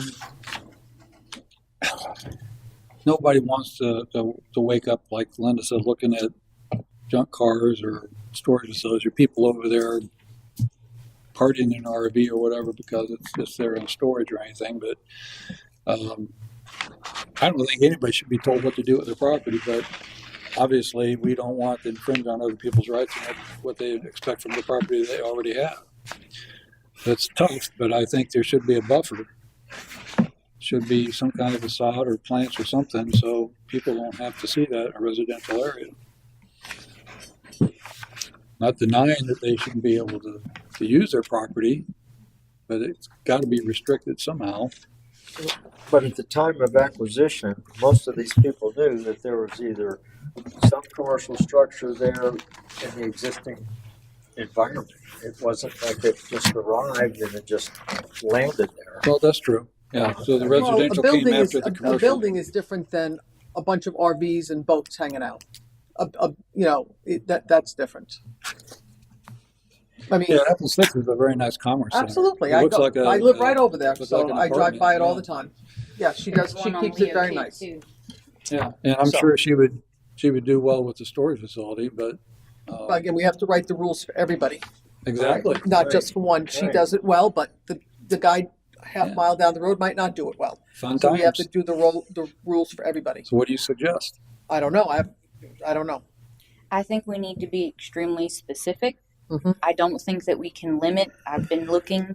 I've not seen any city limiting the amount of how many storage yards or et cetera. I don't think that we should allow junkyards. What did you Evidently, there plan are on two, storing though. there? So what happens is we're right across. You got Debbie. You got to come up here, honey. Okay, we, Okay. We're right across from Gill Dogs. One second. This is gonna end up coming before council at some point. Oh, We- okay. We need to not have this conversation any Okay. further. I'm Okay. sorry, ma'am. Yep. At some point, I'm she's gonna sorry. probably be with P and Z and then here. So I Okay. think we need to, thank you for your input. You've kind of got the gist Sorry. All generically right, of what her thank you. question and concerns are. Sure. But I think specifically to her, we need to wait until the day she comes before us. Okay. Sorry, Cherokee. No problem. So I think we need to be extremely specific as to what types of material can be stored. Hazardous, like that one, that concerns me with the flammable. Let me go back to where that is. Special exception uses, bulk storage of flammable liquids. We need to be very specific about that. I can see bad things happening. But we should try to be more specific. Like Matt said, though, they were with the L1. And so I guess our decision then is they're only allowed, like, open Outdoor. the outdoor in L1. That's the way that Is I would today. interpret that code, yes. You mean I1? I1. What's L1? That's that's industrial. Sorry. I was like, Now- there's now some- there's some new zoning. I The would've went. consensus is we have 9 outdoor, 5 indoor, and a whole bunch that are not even, so we have 24, 26, something like that, storage units. And the consensus is if you have a piece of commercial property, you can put a storage unit there. So we could have 35 or 40. I don't think that's the consensus. Well, that's what we're saying. We're not going to limit what we put on commercial property. That's what we're saying. What it That's appears, not what I'm saying, but what that's it what's. appears today is we have all these other storage units located on what, C3 and not on I1, right? But here's the problem, right? You have, based on your zoning, you have acceptable uses. Mhm. And there's all kind of acceptable uses. Marina, Mhm. right? You could technically have a bunch of marinas, right? So, you know, if the property lends itself to a certain use that that is an acceptable use, Mhm. you should be able to do that. All right. Okay, so that's what I said. If every commercial property wants to do storage, then we could have 35 storage. Based on what we have now, that's absolutely If true. I may, I disagree with I think the problem is the way C3 is written now. Yes. It doesn't. I can tell you 3 people in this room read it, and we all came up with a different idea of what it could stand for. Right. That's the problem. It needs, if you want to say that we are going to allow outdoor storage or indoor storage or RV storage, whatever you want to allow, you need to let that be known. Yeah. So it's understood. Mhm. Leaving it worded Is the problem this strangely, general storage establishment? yes, Now, so and maybe we need to clarify what that's some one of people them. think establishment is a building. Is that your? Right. No, not mine. That's yours. So- Who establishes a building? Yep. Okay. Does establishment have to have a building? In my professional opinion, yes, And why is that? because it's an establishment. A vacant lot is not an establishment. If that vacant lot is a storage lot, that's an establishment. Doesn't need a building. No, it's Okay, still a so- vacant lot. so that's my It's point. storage. I know. I get the point. Yeah. And I just want to illustrate Yeah, that. So right, so that's the point. And that's what's Don't need you to happened in fight. the city is No, you've I'm not got fighting. too many guys like me. And I'm not saying that I'm 100% correct, but in my professional opinion, an establishment is some sort of structure, a building. Like I told one person who's pending, do like they have down on Congress. It's open on the sides, but it's a carport pretty much for storage, for underground storage. That's a structure. I would fall that as in part of the establishment. But just an open lot with a rock driveway and you start parking stuff in there, that's not an establishment. That's a vacant lot that you're storing vehicles on. For permanent structure or just temporary? Temporary. You could Well, anchor again, a you don't shed have in to there, have it'd be you a don't have to structure. have a structure, but we need to make it clear that as a council, you don't want a structure. We need to give him guidance so that he can say, okay, that's good and that's not. And that's all he's asking for. Yeah, we did that. And we need So is that to not good enough? define what a storage, No, what the storage point is. right. The point is that there's different interpretations, and we can leave it that way. We can go forward and have people taking different sides and litigate it and argue it and keep going. What we're suggesting is the better route is when you know there's ambiguity and confusion, define what as a council you see for your city. to What, move forward. if the word establishment is the problem, we can add that to our list of definitions and state what You an establishment is. You could, or if you don't want whatever establishment is, you could say outdoor, indoor. You could just describe what you're looking. It depends. There's no right or wrong. Right. It's just how you want to convey it, what you want to allow. But your goal is to try to remove the Right. the uncertainty for the people and for staff. If we were to strike establishment, would that clear up the confusion? General storage? How do you have a business if you go to a lot and I want to store my boat there? I have a sign that has my number and you call So- me and I rent it to you. This is That's just a. this is a definition of establishment. Okay. Number 2, a business, organization, public institution, or household. And then number 1, the action of establishing something or being established. What? The action of establishing something or being established. So the established, the way I read it is it's just it's designated. It's So let me tell you, we went further than this. We went to the planner's guide. We went to some other guide, and there's other definitions for the same thing. So that's what you have to get your vision for your city, what you want to convey. and- That's the And problem. the issue with those two words, storage establishment, the issue isn't an establishment. The issue for me is storage. Because we define in another part of the code outdoor storage. Right? That's very specific. We say outdoor storage. In another area where we have storage, it doesn't say outdoor storage. So I'm going to look at that and say, okay, if they meant in that code for outdoor storage to be in that zoning district, they would have said outdoor. But they didn't. So that tells me that those are two different things. They can't be the same. General would, in my mind, would supersede. It would for a larger collection of. So under general storage, you would have outdoor, indoor, blah blah blah. General is intentionally broad. Okay, but then you have to define it to be that way. Because when you look at storage and go to the planning dictionary, they have different types of storage. Storage, which is just storage of things. Then they have outdoor storage. They have covered storage, buildings, or storage in a building. I can't remember exactly what it is. But they define it that way. So again, storage is, a broad thing, because you have in one part of your zoning where it says outdoor storage. That's what causes the problem. Yes.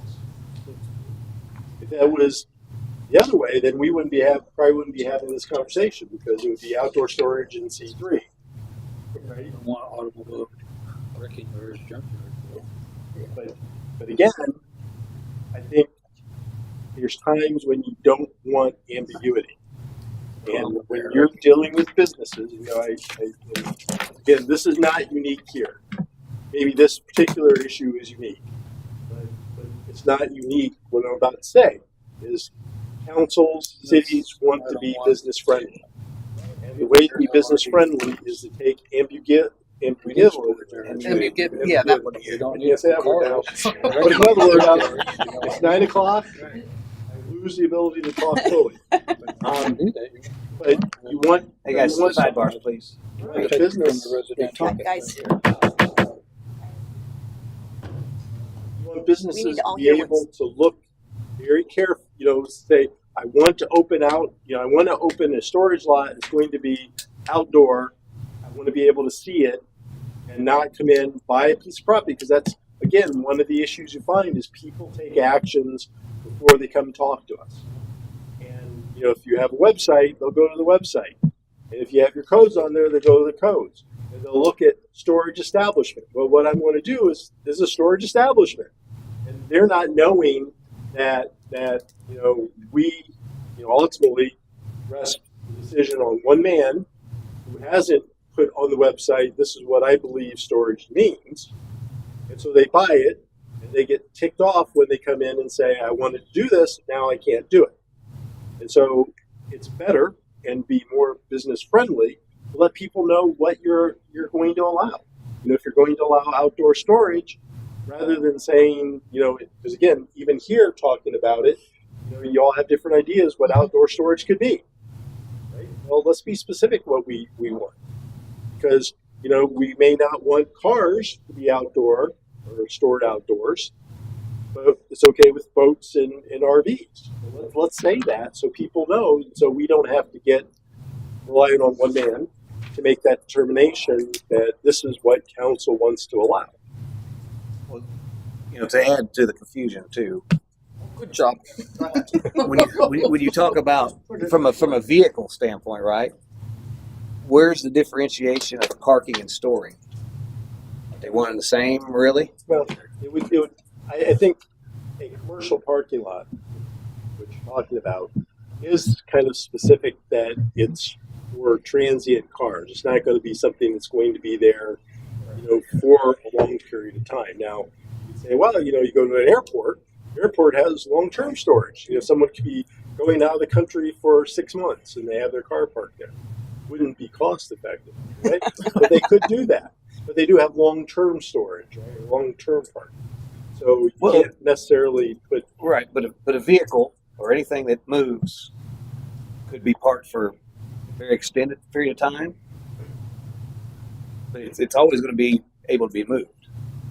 So again, parking and storage from a vehicular standpoint, to me, is the same. might move it in a day. I might leave it for. Yeah, I disagree. So, and remember this, like you don't have to define every word in your code. That would be awful, right? If every single word had to have a definition. So something is known, a commercial parking lot, we know what that is. You may have parameters. You may say you can have a commercial parking lot, but no overnight parking, no parking for more than this Right, period of time. But that's a parking lot. Right, but that's a You don't have to. dictated by the business. You can dictate it. You can have your. I mean, you could say parking lots in It our has to be city, empty after 6 o'clock every night. We could do that. I mean, it's. I mean, I want to, but I'm not saying. So, taking it from, to me, an issue that is not clearly known just by reading it. General storage establishment. Is that indoor? Is that outdoor? What does that mean? What does establishment mean? Is that a lot? Is that a fence? Is that a building? To something like commercial parking lot or with some other things, automobile service station. Like some things you just know by the term. You don't need to define and be clear with it. Other times we do. Yes. A mobile home sales establishment. That's where you sell mobile homes, right? And those mobile homes are, in fact, stored there until they're purchased. Well, so are the cars, the You can car make that lots. argument for me. Exactly. I mean, I'm stored at my house until I leave. I mean, you can take that I think anywhere. I think we're going down a rabbit hole Yes. that we don't need to go down. Well, right I'm now. trying to- I'm trying to- really. I no, agree, I but think I'm I trying think to- we're splitting hairs here. Is what I think. Well, I'm we're trying doing. to prove a point that I know. some stuff is generally vague for a reason. Right, and it's being It- brought it to you from clarifies. your city manager that's creating an Well, issue in your well, city. if- So perhaps, Well, so what? and you guys may decide not to change it. That's up to you. But there's an issue with that vagueness in number 22 at this point. Yeah. Well, how can we firm 22 up? We'll be able to solve that relatively quickly. Warehousing and these types of storage establishments. A, yards, outdoor storage yards. B, inside storage yards. C, storage yards with roofs on them or Instead not. of going through all the accepted uses, is there certain storages we don't want to allow? I guess is the question. Because I would say warehousing and any storage. I wouldn't say any Well, storage. which ones do you not want? That's the question. Because any storage is still too vague. Well, any storage would encompass everything. If it's not specifically excluded, then it would be allowed.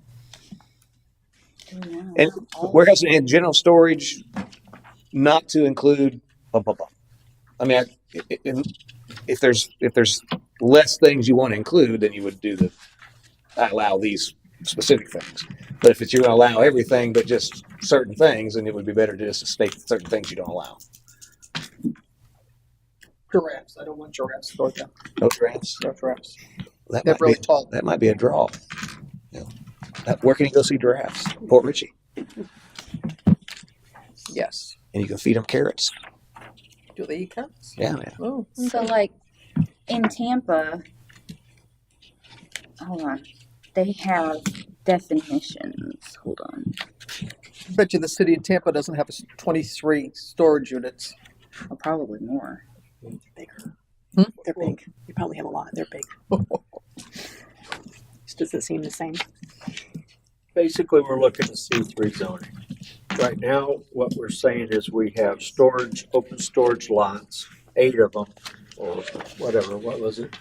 100. 9 outdoor storages. 9 outdoor, but nowhere are they defined except in the light industrial. So we got inconsistent use right now. So since it's already happening here, should we draft that definition into the C3 so at least these are basically consistent with what light industrial has, and then it's at least compliant. And these things have been allowed to occur for years, right?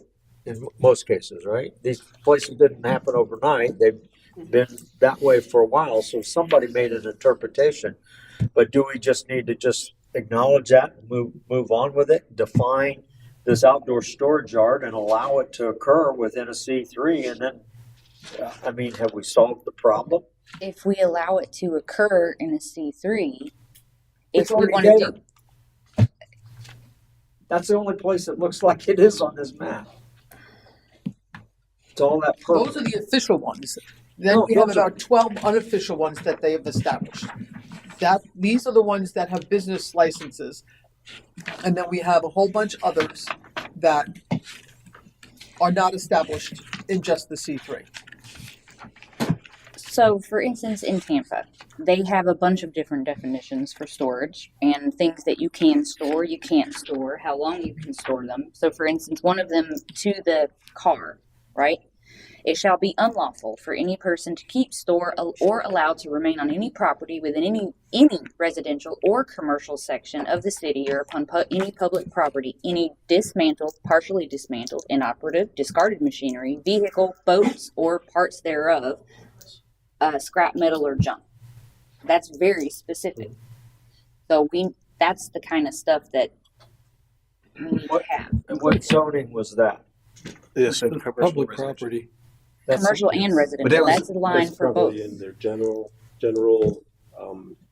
Right. Hold on. City In limits. there, but yes, Article Abandoned 1. farm, side road. Yeah, what you're saying, it would be zoning that would supersede that. And then they have That would allow- exceptions.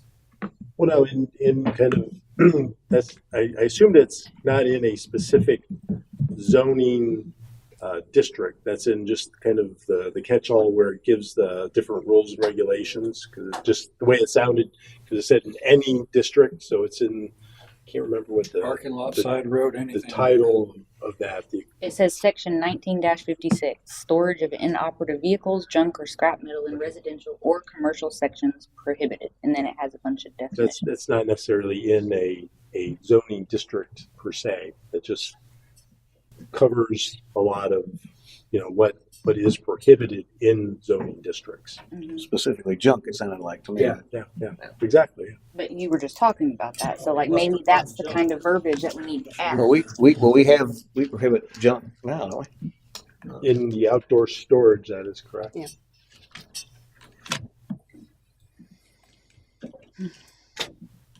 But that doesn't go into storage establishments, though, because you don't have a definition of storage establishments, which you need to do. Trying to be consistent.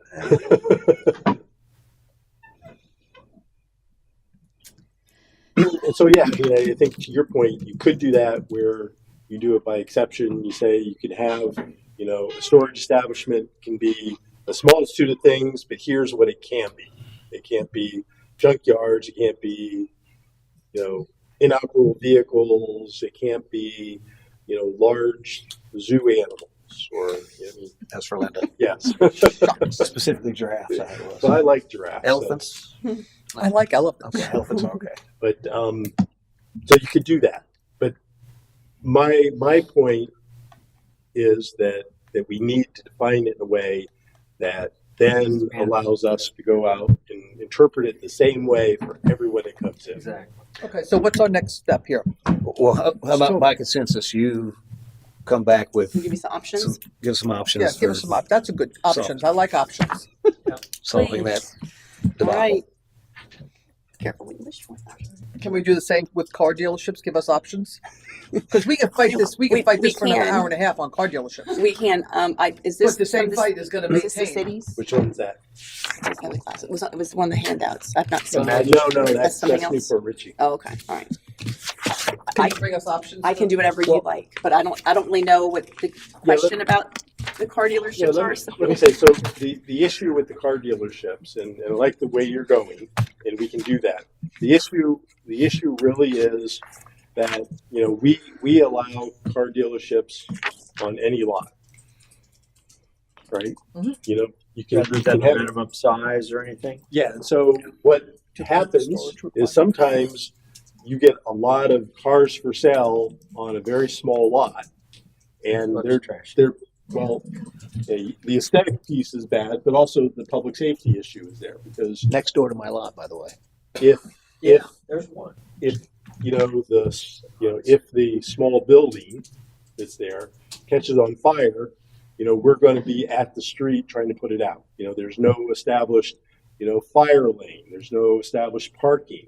How many cars do you want to allow in the lot? You know, we don't require necessarily all of them to have a site plan, which is, again, a site plan is a way to control what people do on their lot. You know, if they come in and say, I'm going to park 12 cars on this, yes, the number I'm going to sell, then they come in and they put 60 on that. Well, we didn't review it for 60. We reviewed it for 12. And so we can hold them accountable for the site plan. And so those are some of the things that, you know, maybe we just need to start doing. We don't need council to say do this. Yes. But we do need to start talking about developing what those Parameters. rules are. Yeah, and let me ask something on this. When it's the accepted use as automobile sales, new car, used car lot, or whatever, don't they have to also follow the parking guidelines for those vehicles they sell? Because that's where the problem is. It's just stuff stacked, and I speak for the one next door to me, it's stacked on top of each other. It's actually sprawling over into other people's property. The parking guidelines is for like commuters, like visitors to the business. Right. When you have a car lot, you're going to be bound by how much you don't have to follow the same parking parameters for the cars that you're selling, but you do have to have amount of space for, based on the occupancy of the building, how many parking spots you can have for visitors coming there to visit the property. I haven't done any since I've been here. These have all been previously established, so I haven't run into the extent of what they have. So what we brought up now is just basically same thing with storage. How many do you want in your city? Yeah, That's basically where I was coming from. One other thing is if we got a fire inspection on that, wouldn't that in effect drive some of those down and eliminate some of that congestion in some of those lots? Depending on the lot plan, there's certain things that NFP require, and it's some of it may be like 24-foot pathway for the apparatus. Right. But and you've got to get within, you know, a reasonable access to the building. So it's not going to be very specific, but the site plan will guide us as to whether or not. Right.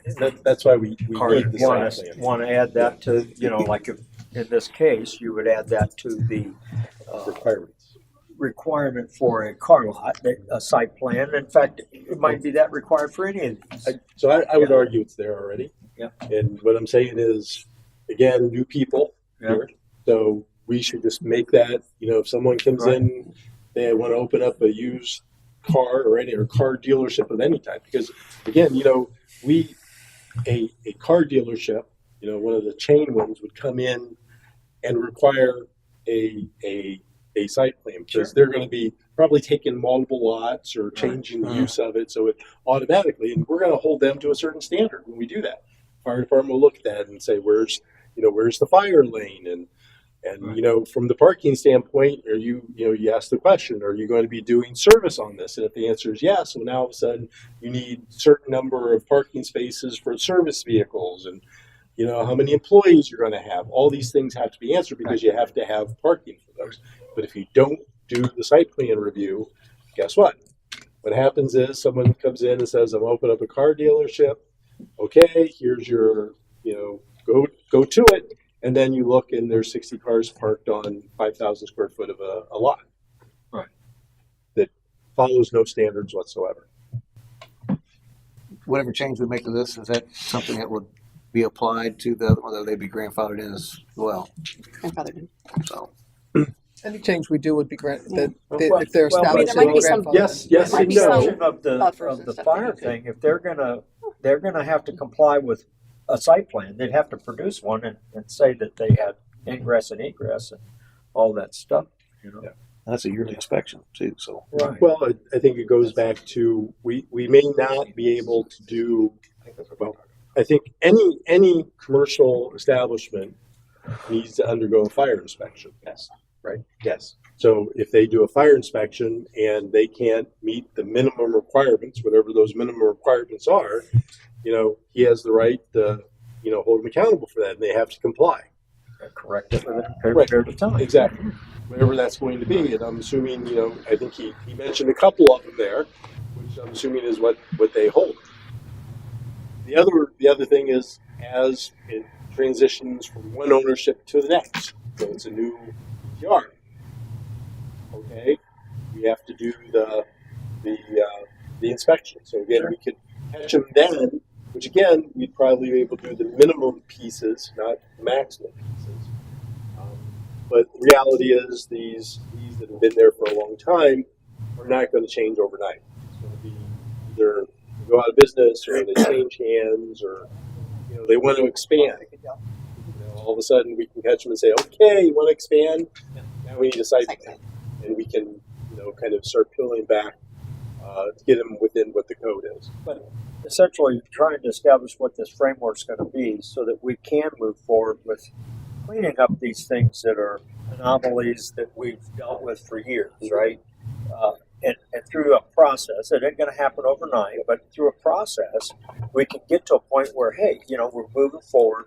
We're taking a look at some of these things that have sprawled the wrong way, maybe, and try to address it in a way that we can get these guys into compliance or get them into a look that is more appropriate for our city, right?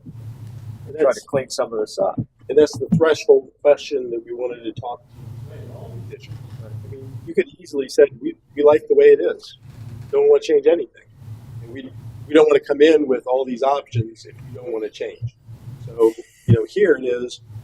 We don't like how it's going. We want to change. Give us options.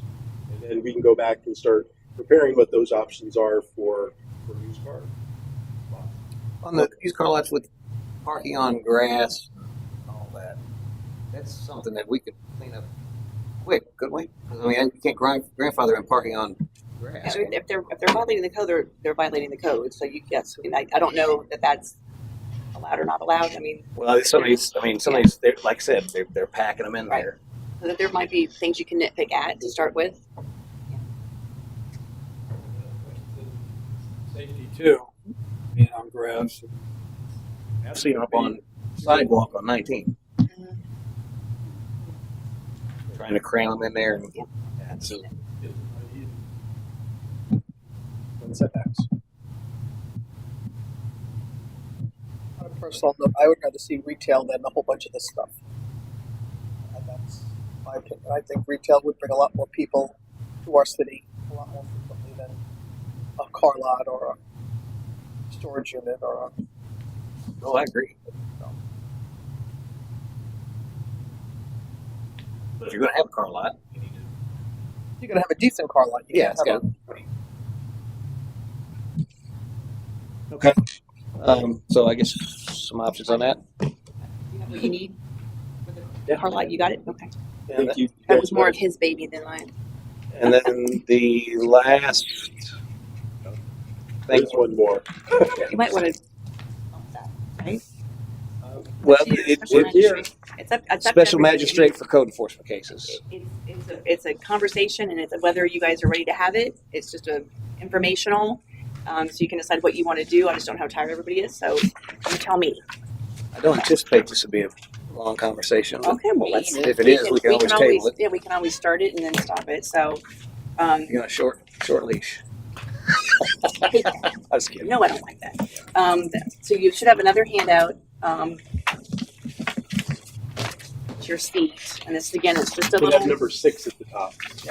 just a little kind of bullet point, informational thing about special magistrate. So currently, I'm gonna let Mike jump in whenever it's appropriate because he lives this day-to-day tale.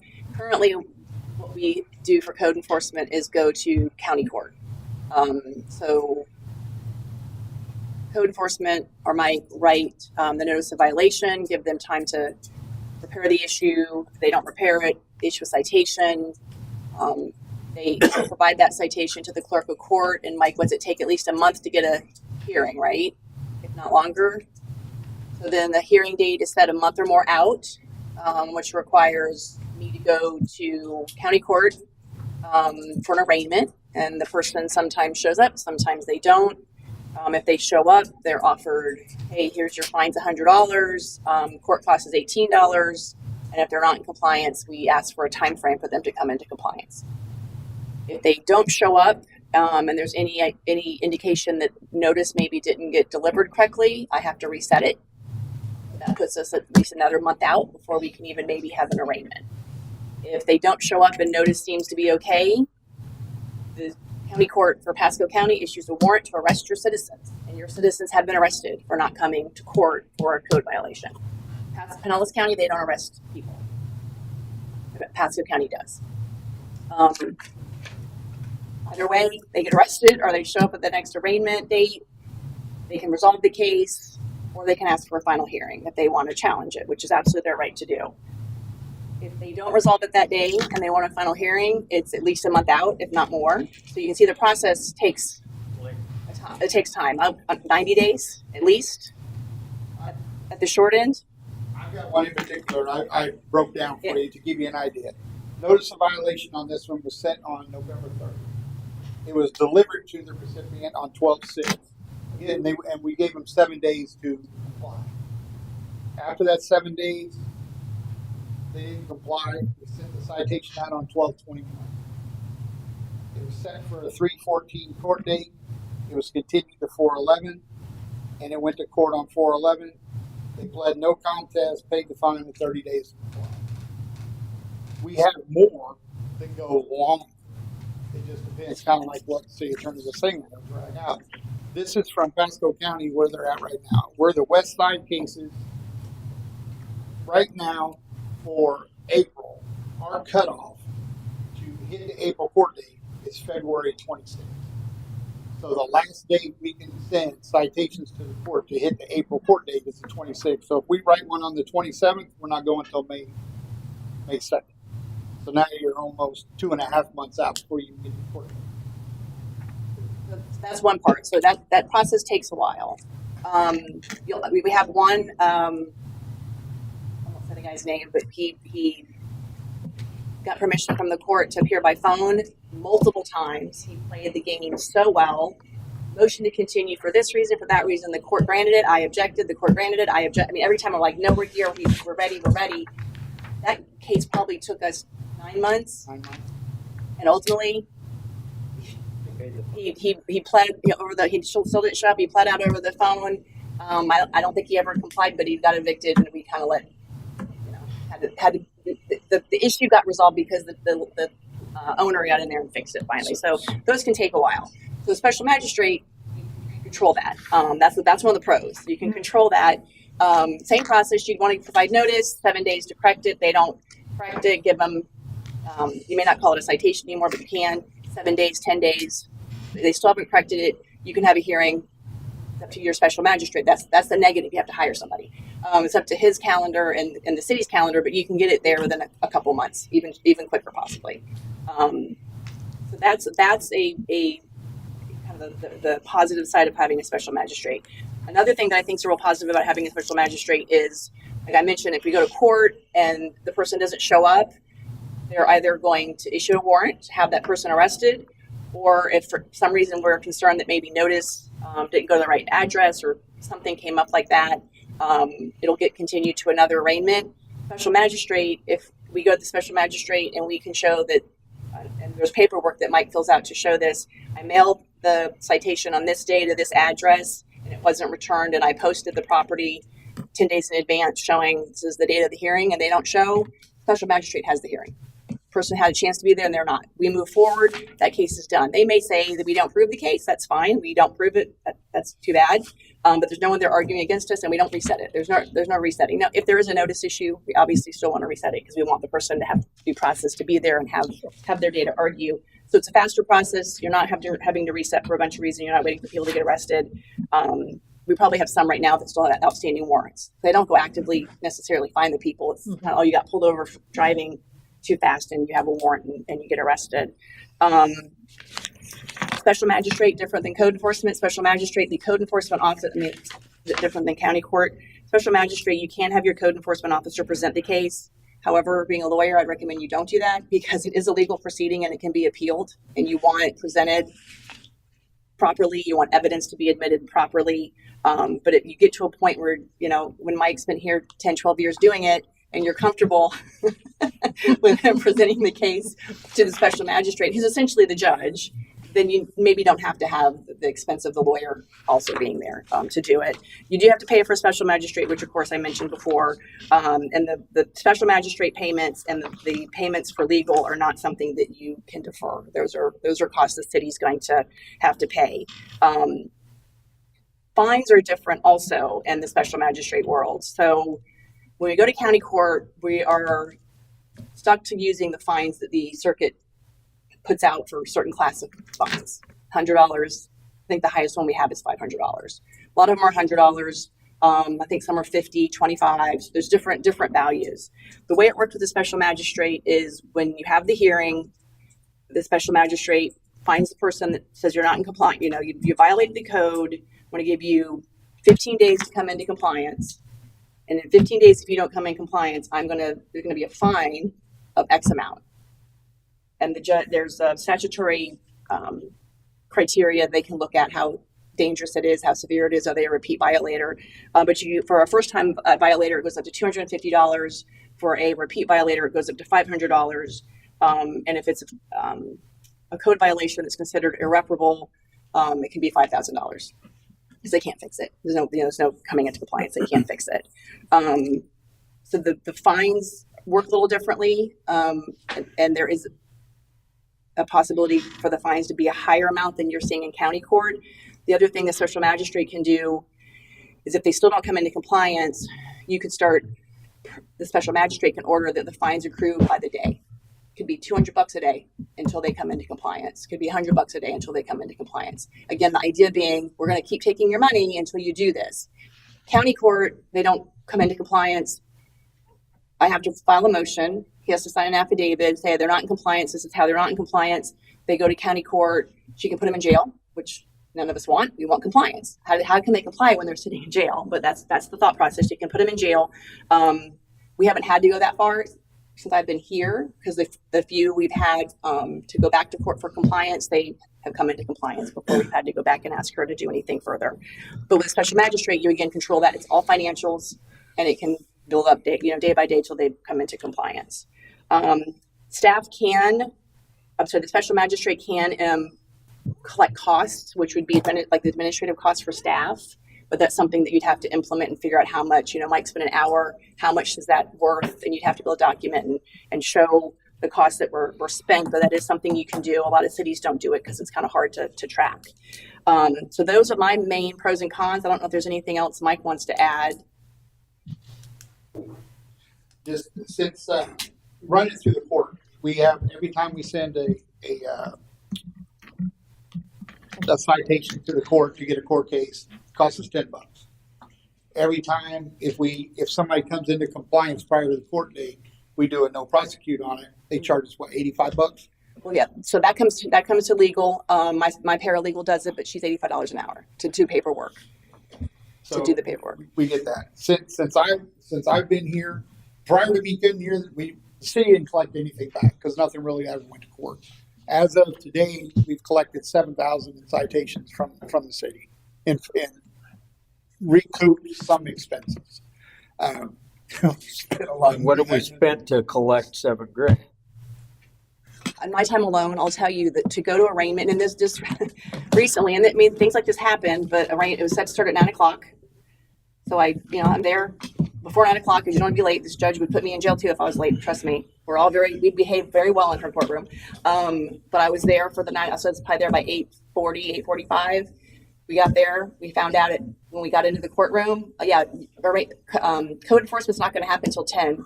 I'm doing something else first. I can't leave. I can't leave and come back at 10. You know why? Because when I sat there, and at 9:45, she called my cases. So I'm stuck there. So you're paying for me to sit there because I have to. I can't leave. And even days that doesn't happen, I can be there for hours.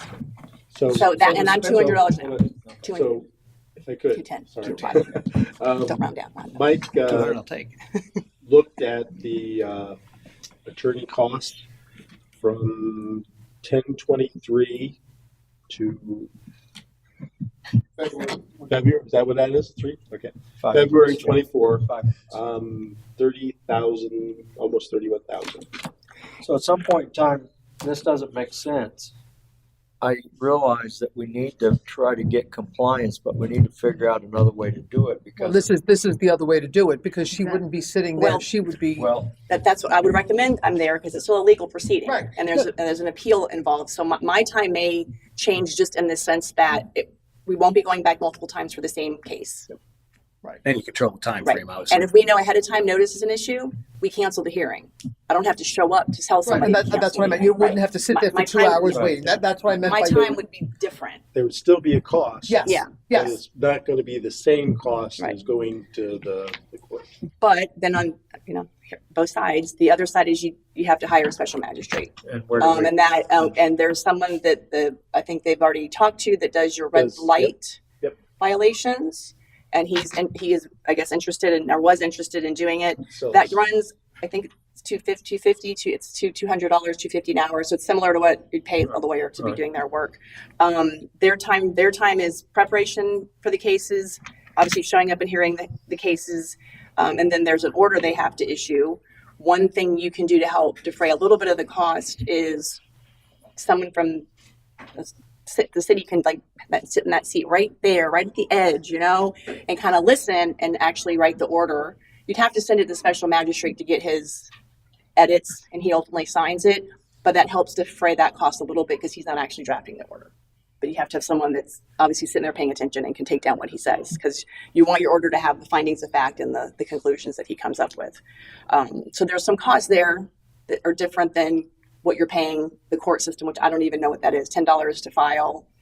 And that's probably, I don't know if there's other fees involved. So if you had to guess, Mhm. is it a wash? We've gained some convenience, but our cost would probably be the same. I don't know that because ultimately you can also, your fines can be higher. In You offset county- some there. Yeah, in the county court, the fines are set. They're not, so, I can't answer that, to be honest with you. There's not going to be a monumental savings. No, it's not For going to be. sure. It's not going to be savings. It's not going to be. I like to be a huge savings. I don't think it's going to be an outrageously more expensive process. I think you're going to have better control of it. I think it's going to be quicker, and that's the side I'm looking at is more of the compliance. I mean, I'm talking money because I know that's obviously relevant to making a decision like this. But you're going to have, I think, better control over compliance, moving your cases quicker. I promise you, the folks in the city already know how long it takes. I got the notice of violation. I have this long. You filed the citation. Okay, well now I have this long. Well, I can go to court and just say I need more time, or I can go not show up and maybe I get arrested. Maybe they just reset it. I mean, they play people. Some people play games. So I think you'll have better control because of the special magistrate. Of course, again, if notice is good, which we can make sure that happens ahead of time, there's going to be a hearing. So the time frame would be shorter, you think, with Yes. using a special magistrate? I think that's really important. Yeah. I'll use the example of the house on Bay Boulevard Mhm. that we ended up demolishing, but that took forever, a long time. We had many residents complaining about having to drive past it and look at that eyesore. And it dragged on for a long, long time. And it wasn't just the residents right around there. It was Sand Pebble and all the people from Harbor Point that had to drive by that. And they have to look at it. And I don't think that's appropriate. I think the time frame issue is a big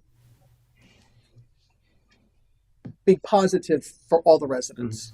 Does it? Do you lose any as far as the appeal process? Let's say somebody, it's all financial. Continue to add on fees. What if they never pay it? What? So you can What? lien. Yeah, there's lien, and you can do that with county court. I mean, you can do that with anywhere. You have a judgment, you can file it, and it becomes a lien against the property, and it lasts. I think it expires after 20 years. Can you lien them before you take them to court like that? You have to have Just the for court, the fine? You Court can't order. lien them for the fine? Because in the court of the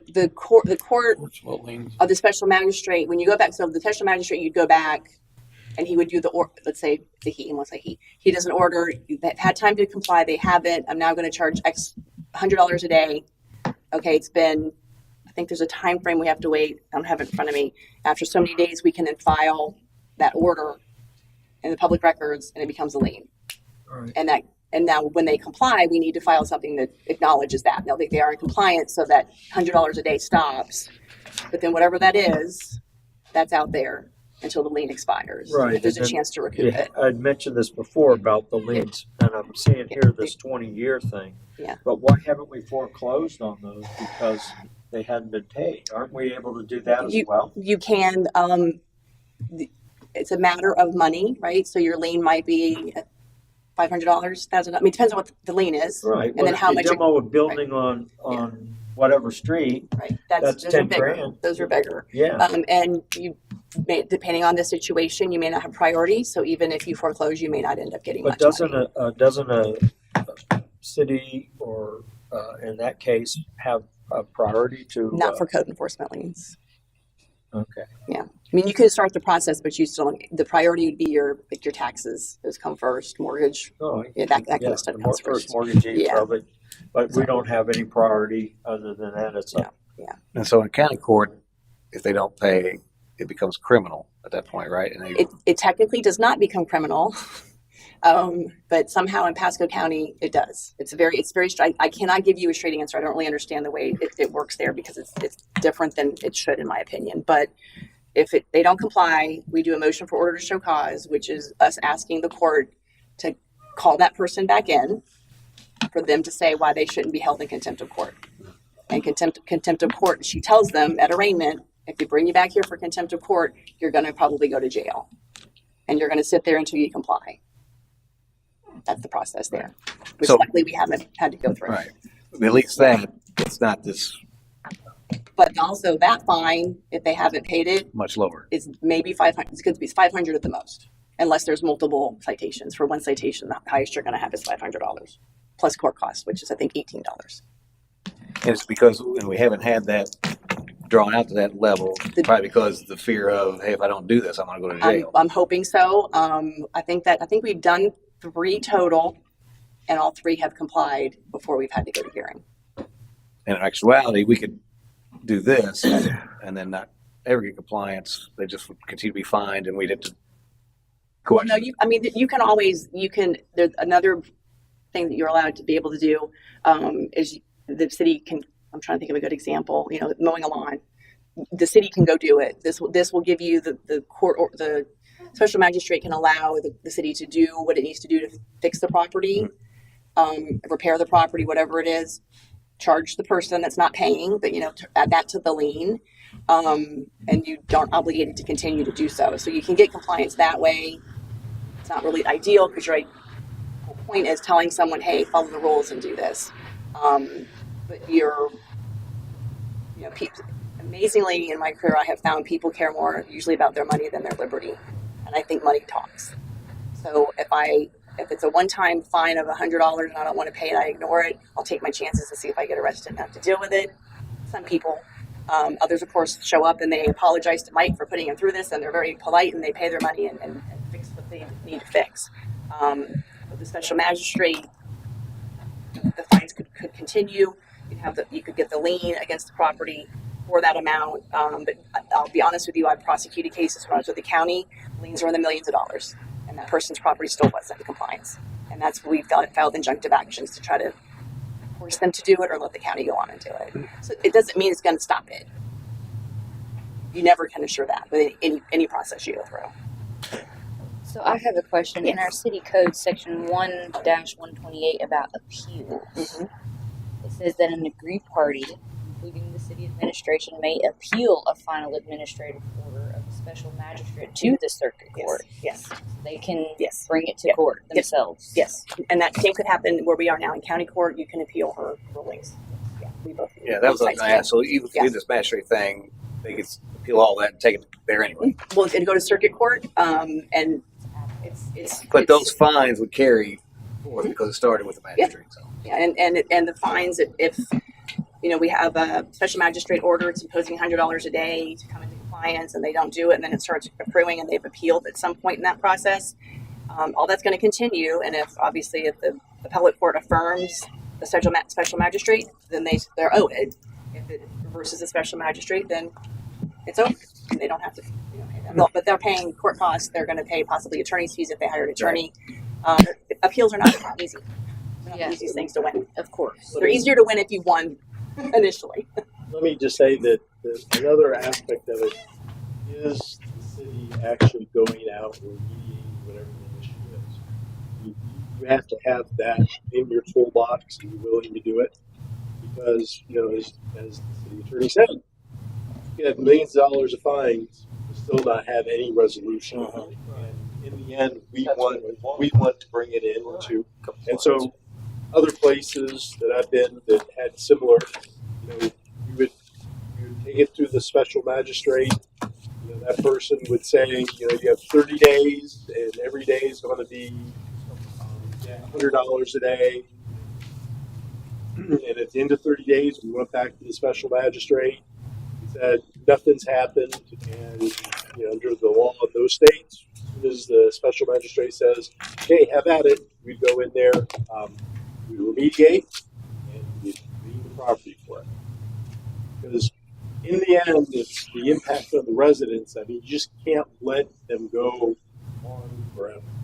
I think the time frame is a real big thing for the residents as well. If you get a violation and I don't agree with the violation, wait 3 months is annoying to me as a resident. So I think it would bring an end to Stall tactics. Yeah. But back to the lien thing, if we get the lien and then we're out the money, we repaired the guy's property, we did the lien, we've got to foreclose on the property to get the judgment so that when they do sell it, we do have recourse, right?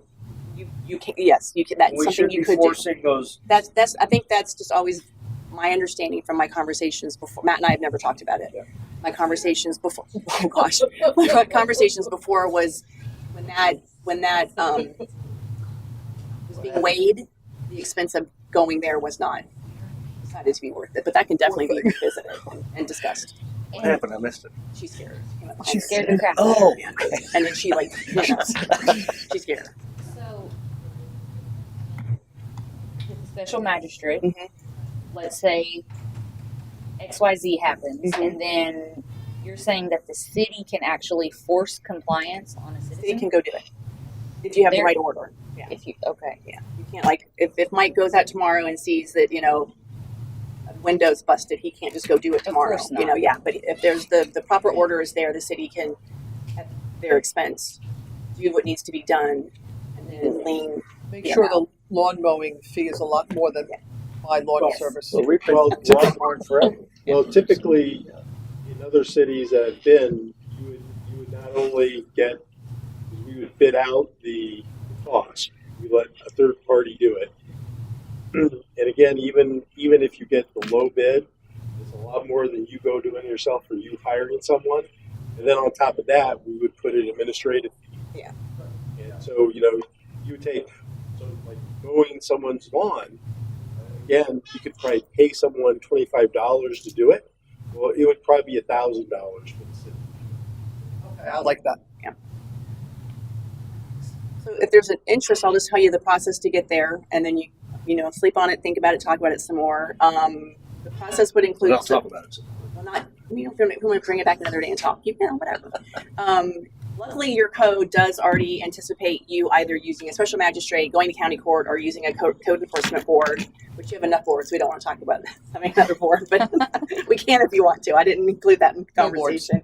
So that part's good. So, but what you'll have to do is you'll have to approve by majority vote whatever special magistrate you want.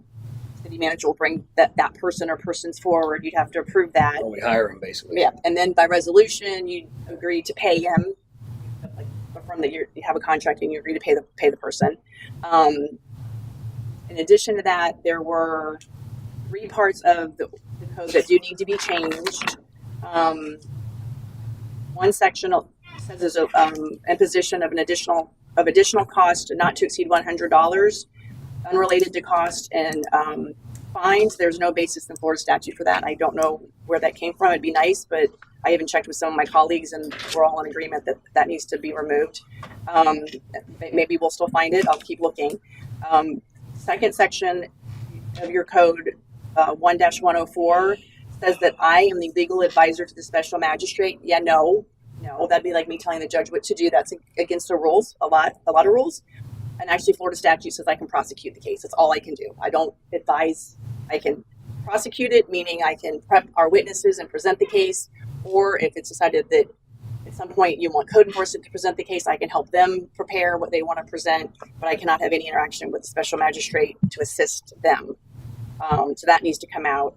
And the last part, 1-125, for your county court provision, it is sending it back to the fee schedule from the court, which is the lower fee schedule. You don't want that. You want to have up to $250 a day or up to $500 a day and $5,000 for irreparable. So we want to change that. So those are the only three things we'd have to change.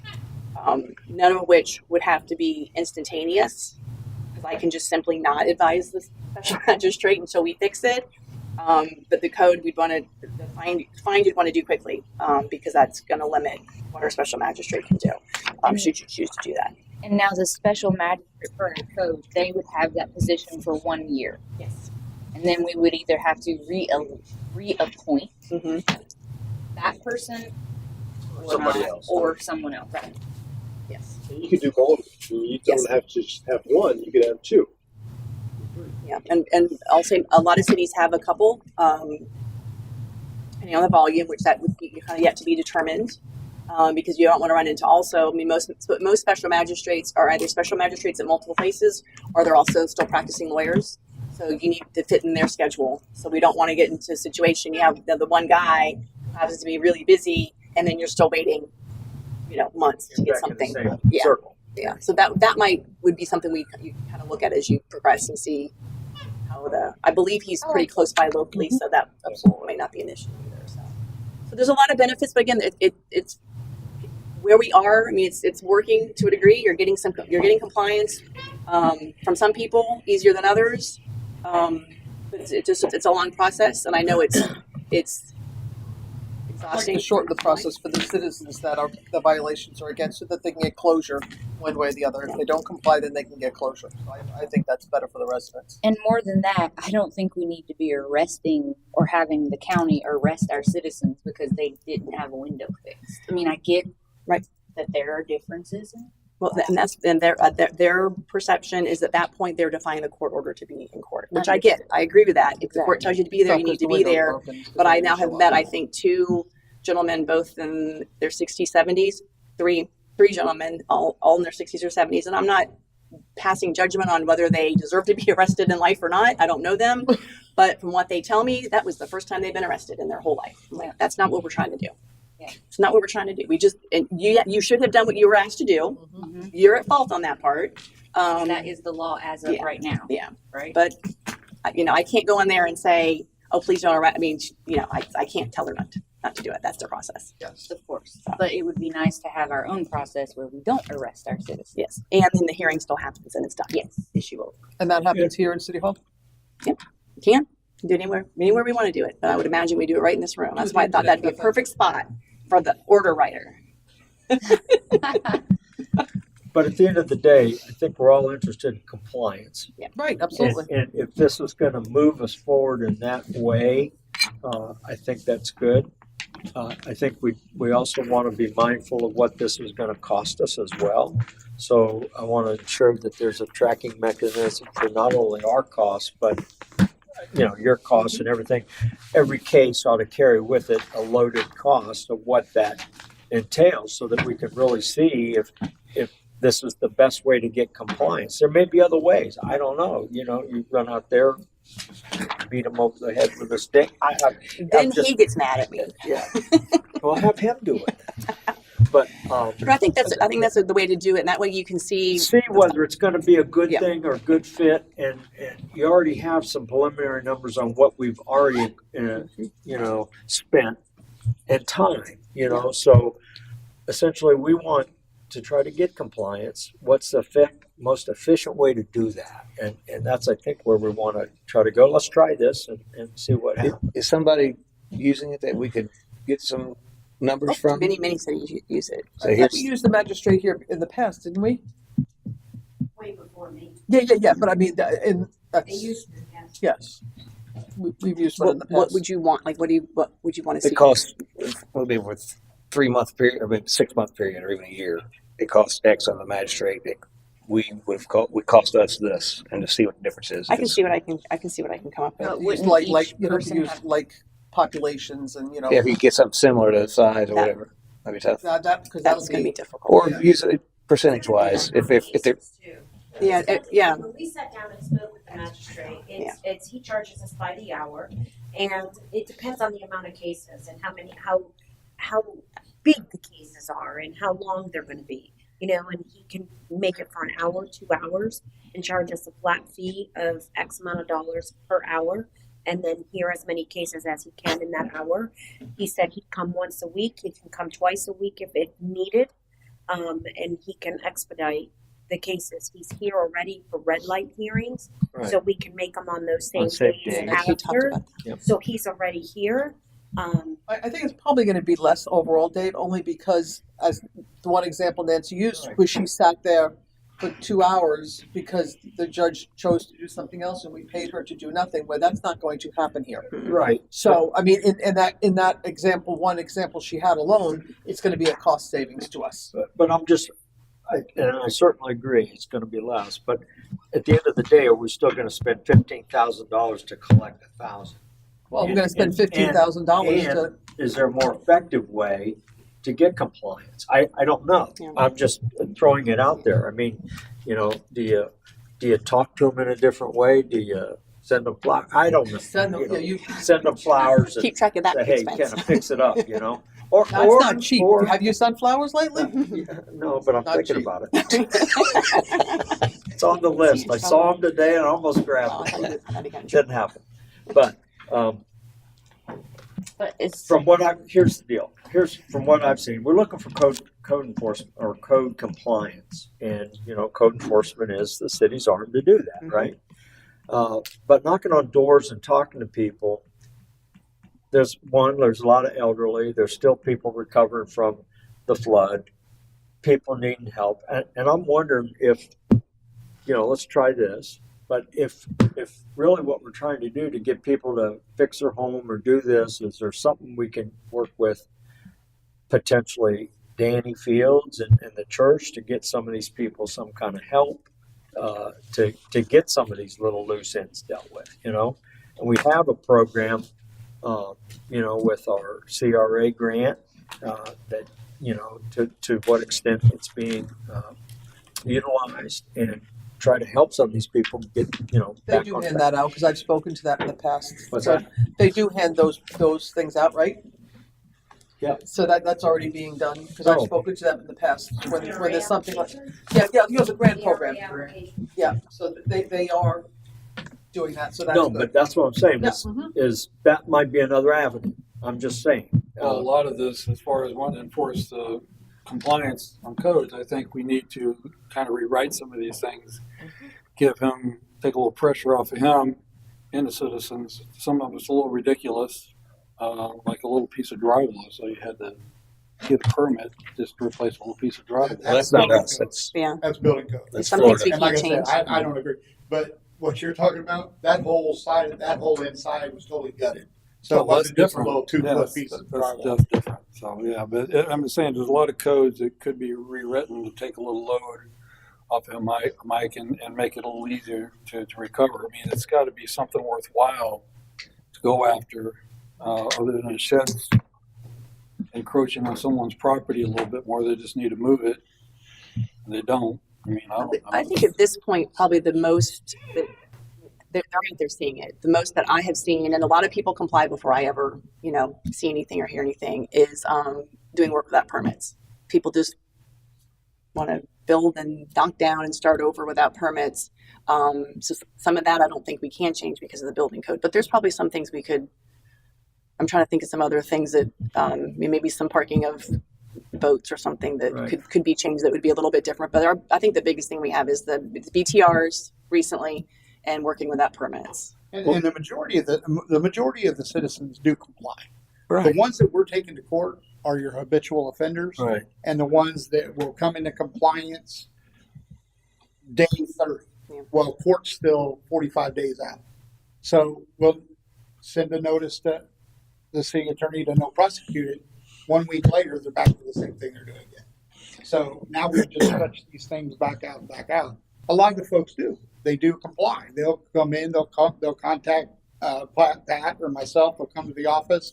We'll work it out. If they need additional time, we'll give them additional time. We've set up that communication. Right. We have gone out to quite a few and knocked on doors, and it's not as pretty as you No, think. I know. I'm sure it's not. It doesn't work out that way. So we do try, we communicate with them. Like Ms. Rodriguez said, we have been handing out the grants and stuff like that. Pat's got them in the truck. I've got some in my truck. We're handing them out as we're going. I think if you guys would like to put the magistrate back in, it's going to make that process a lot quicker. Right. And we're not relying on Pasco County. It's just going to make the process move a lot quicker. I think we'll get compliance a lot quicker. And like I said, it's not a money thing, but then again, we shouldn't be having 3,000 other citizens pay for 15 people's other stuff. That's my. What's the shock value of an attorney letter in somebody's house? Are you allowed to do that? No one's ever asked me that question before. Notice of violation, all that's supposed to come through code enforcement.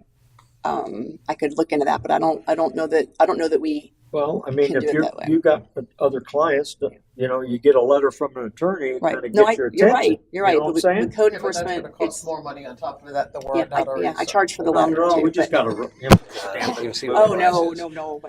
But I've never seen that done. So my thought process is the Florida statute probably actually it does. I mean, you could be hey, just as a general informational letter. Yes, and But so the- they're saying that the- if start the you fail process, to it has to be comply, I'm at liberty to tell you that we're going to pursue this to the We'll see. highest means, Our notices and our site, even before this, it does tell them that. I mean, it tells them everything that something else would tell them. But we can look into that if that's something you're interested in. But that would be another step, and it would another step in the process that might slow the process down if it's something we can even do. And it is a fee. I can't do it for free. But those who aren't going to comply, I mean, they get the letter. You know that they get the letter, unless they're out of town in Europe for 90 days, and then they might come back and say, oh, well, I got the letter in my mailbox. Now I'm going to call, Right.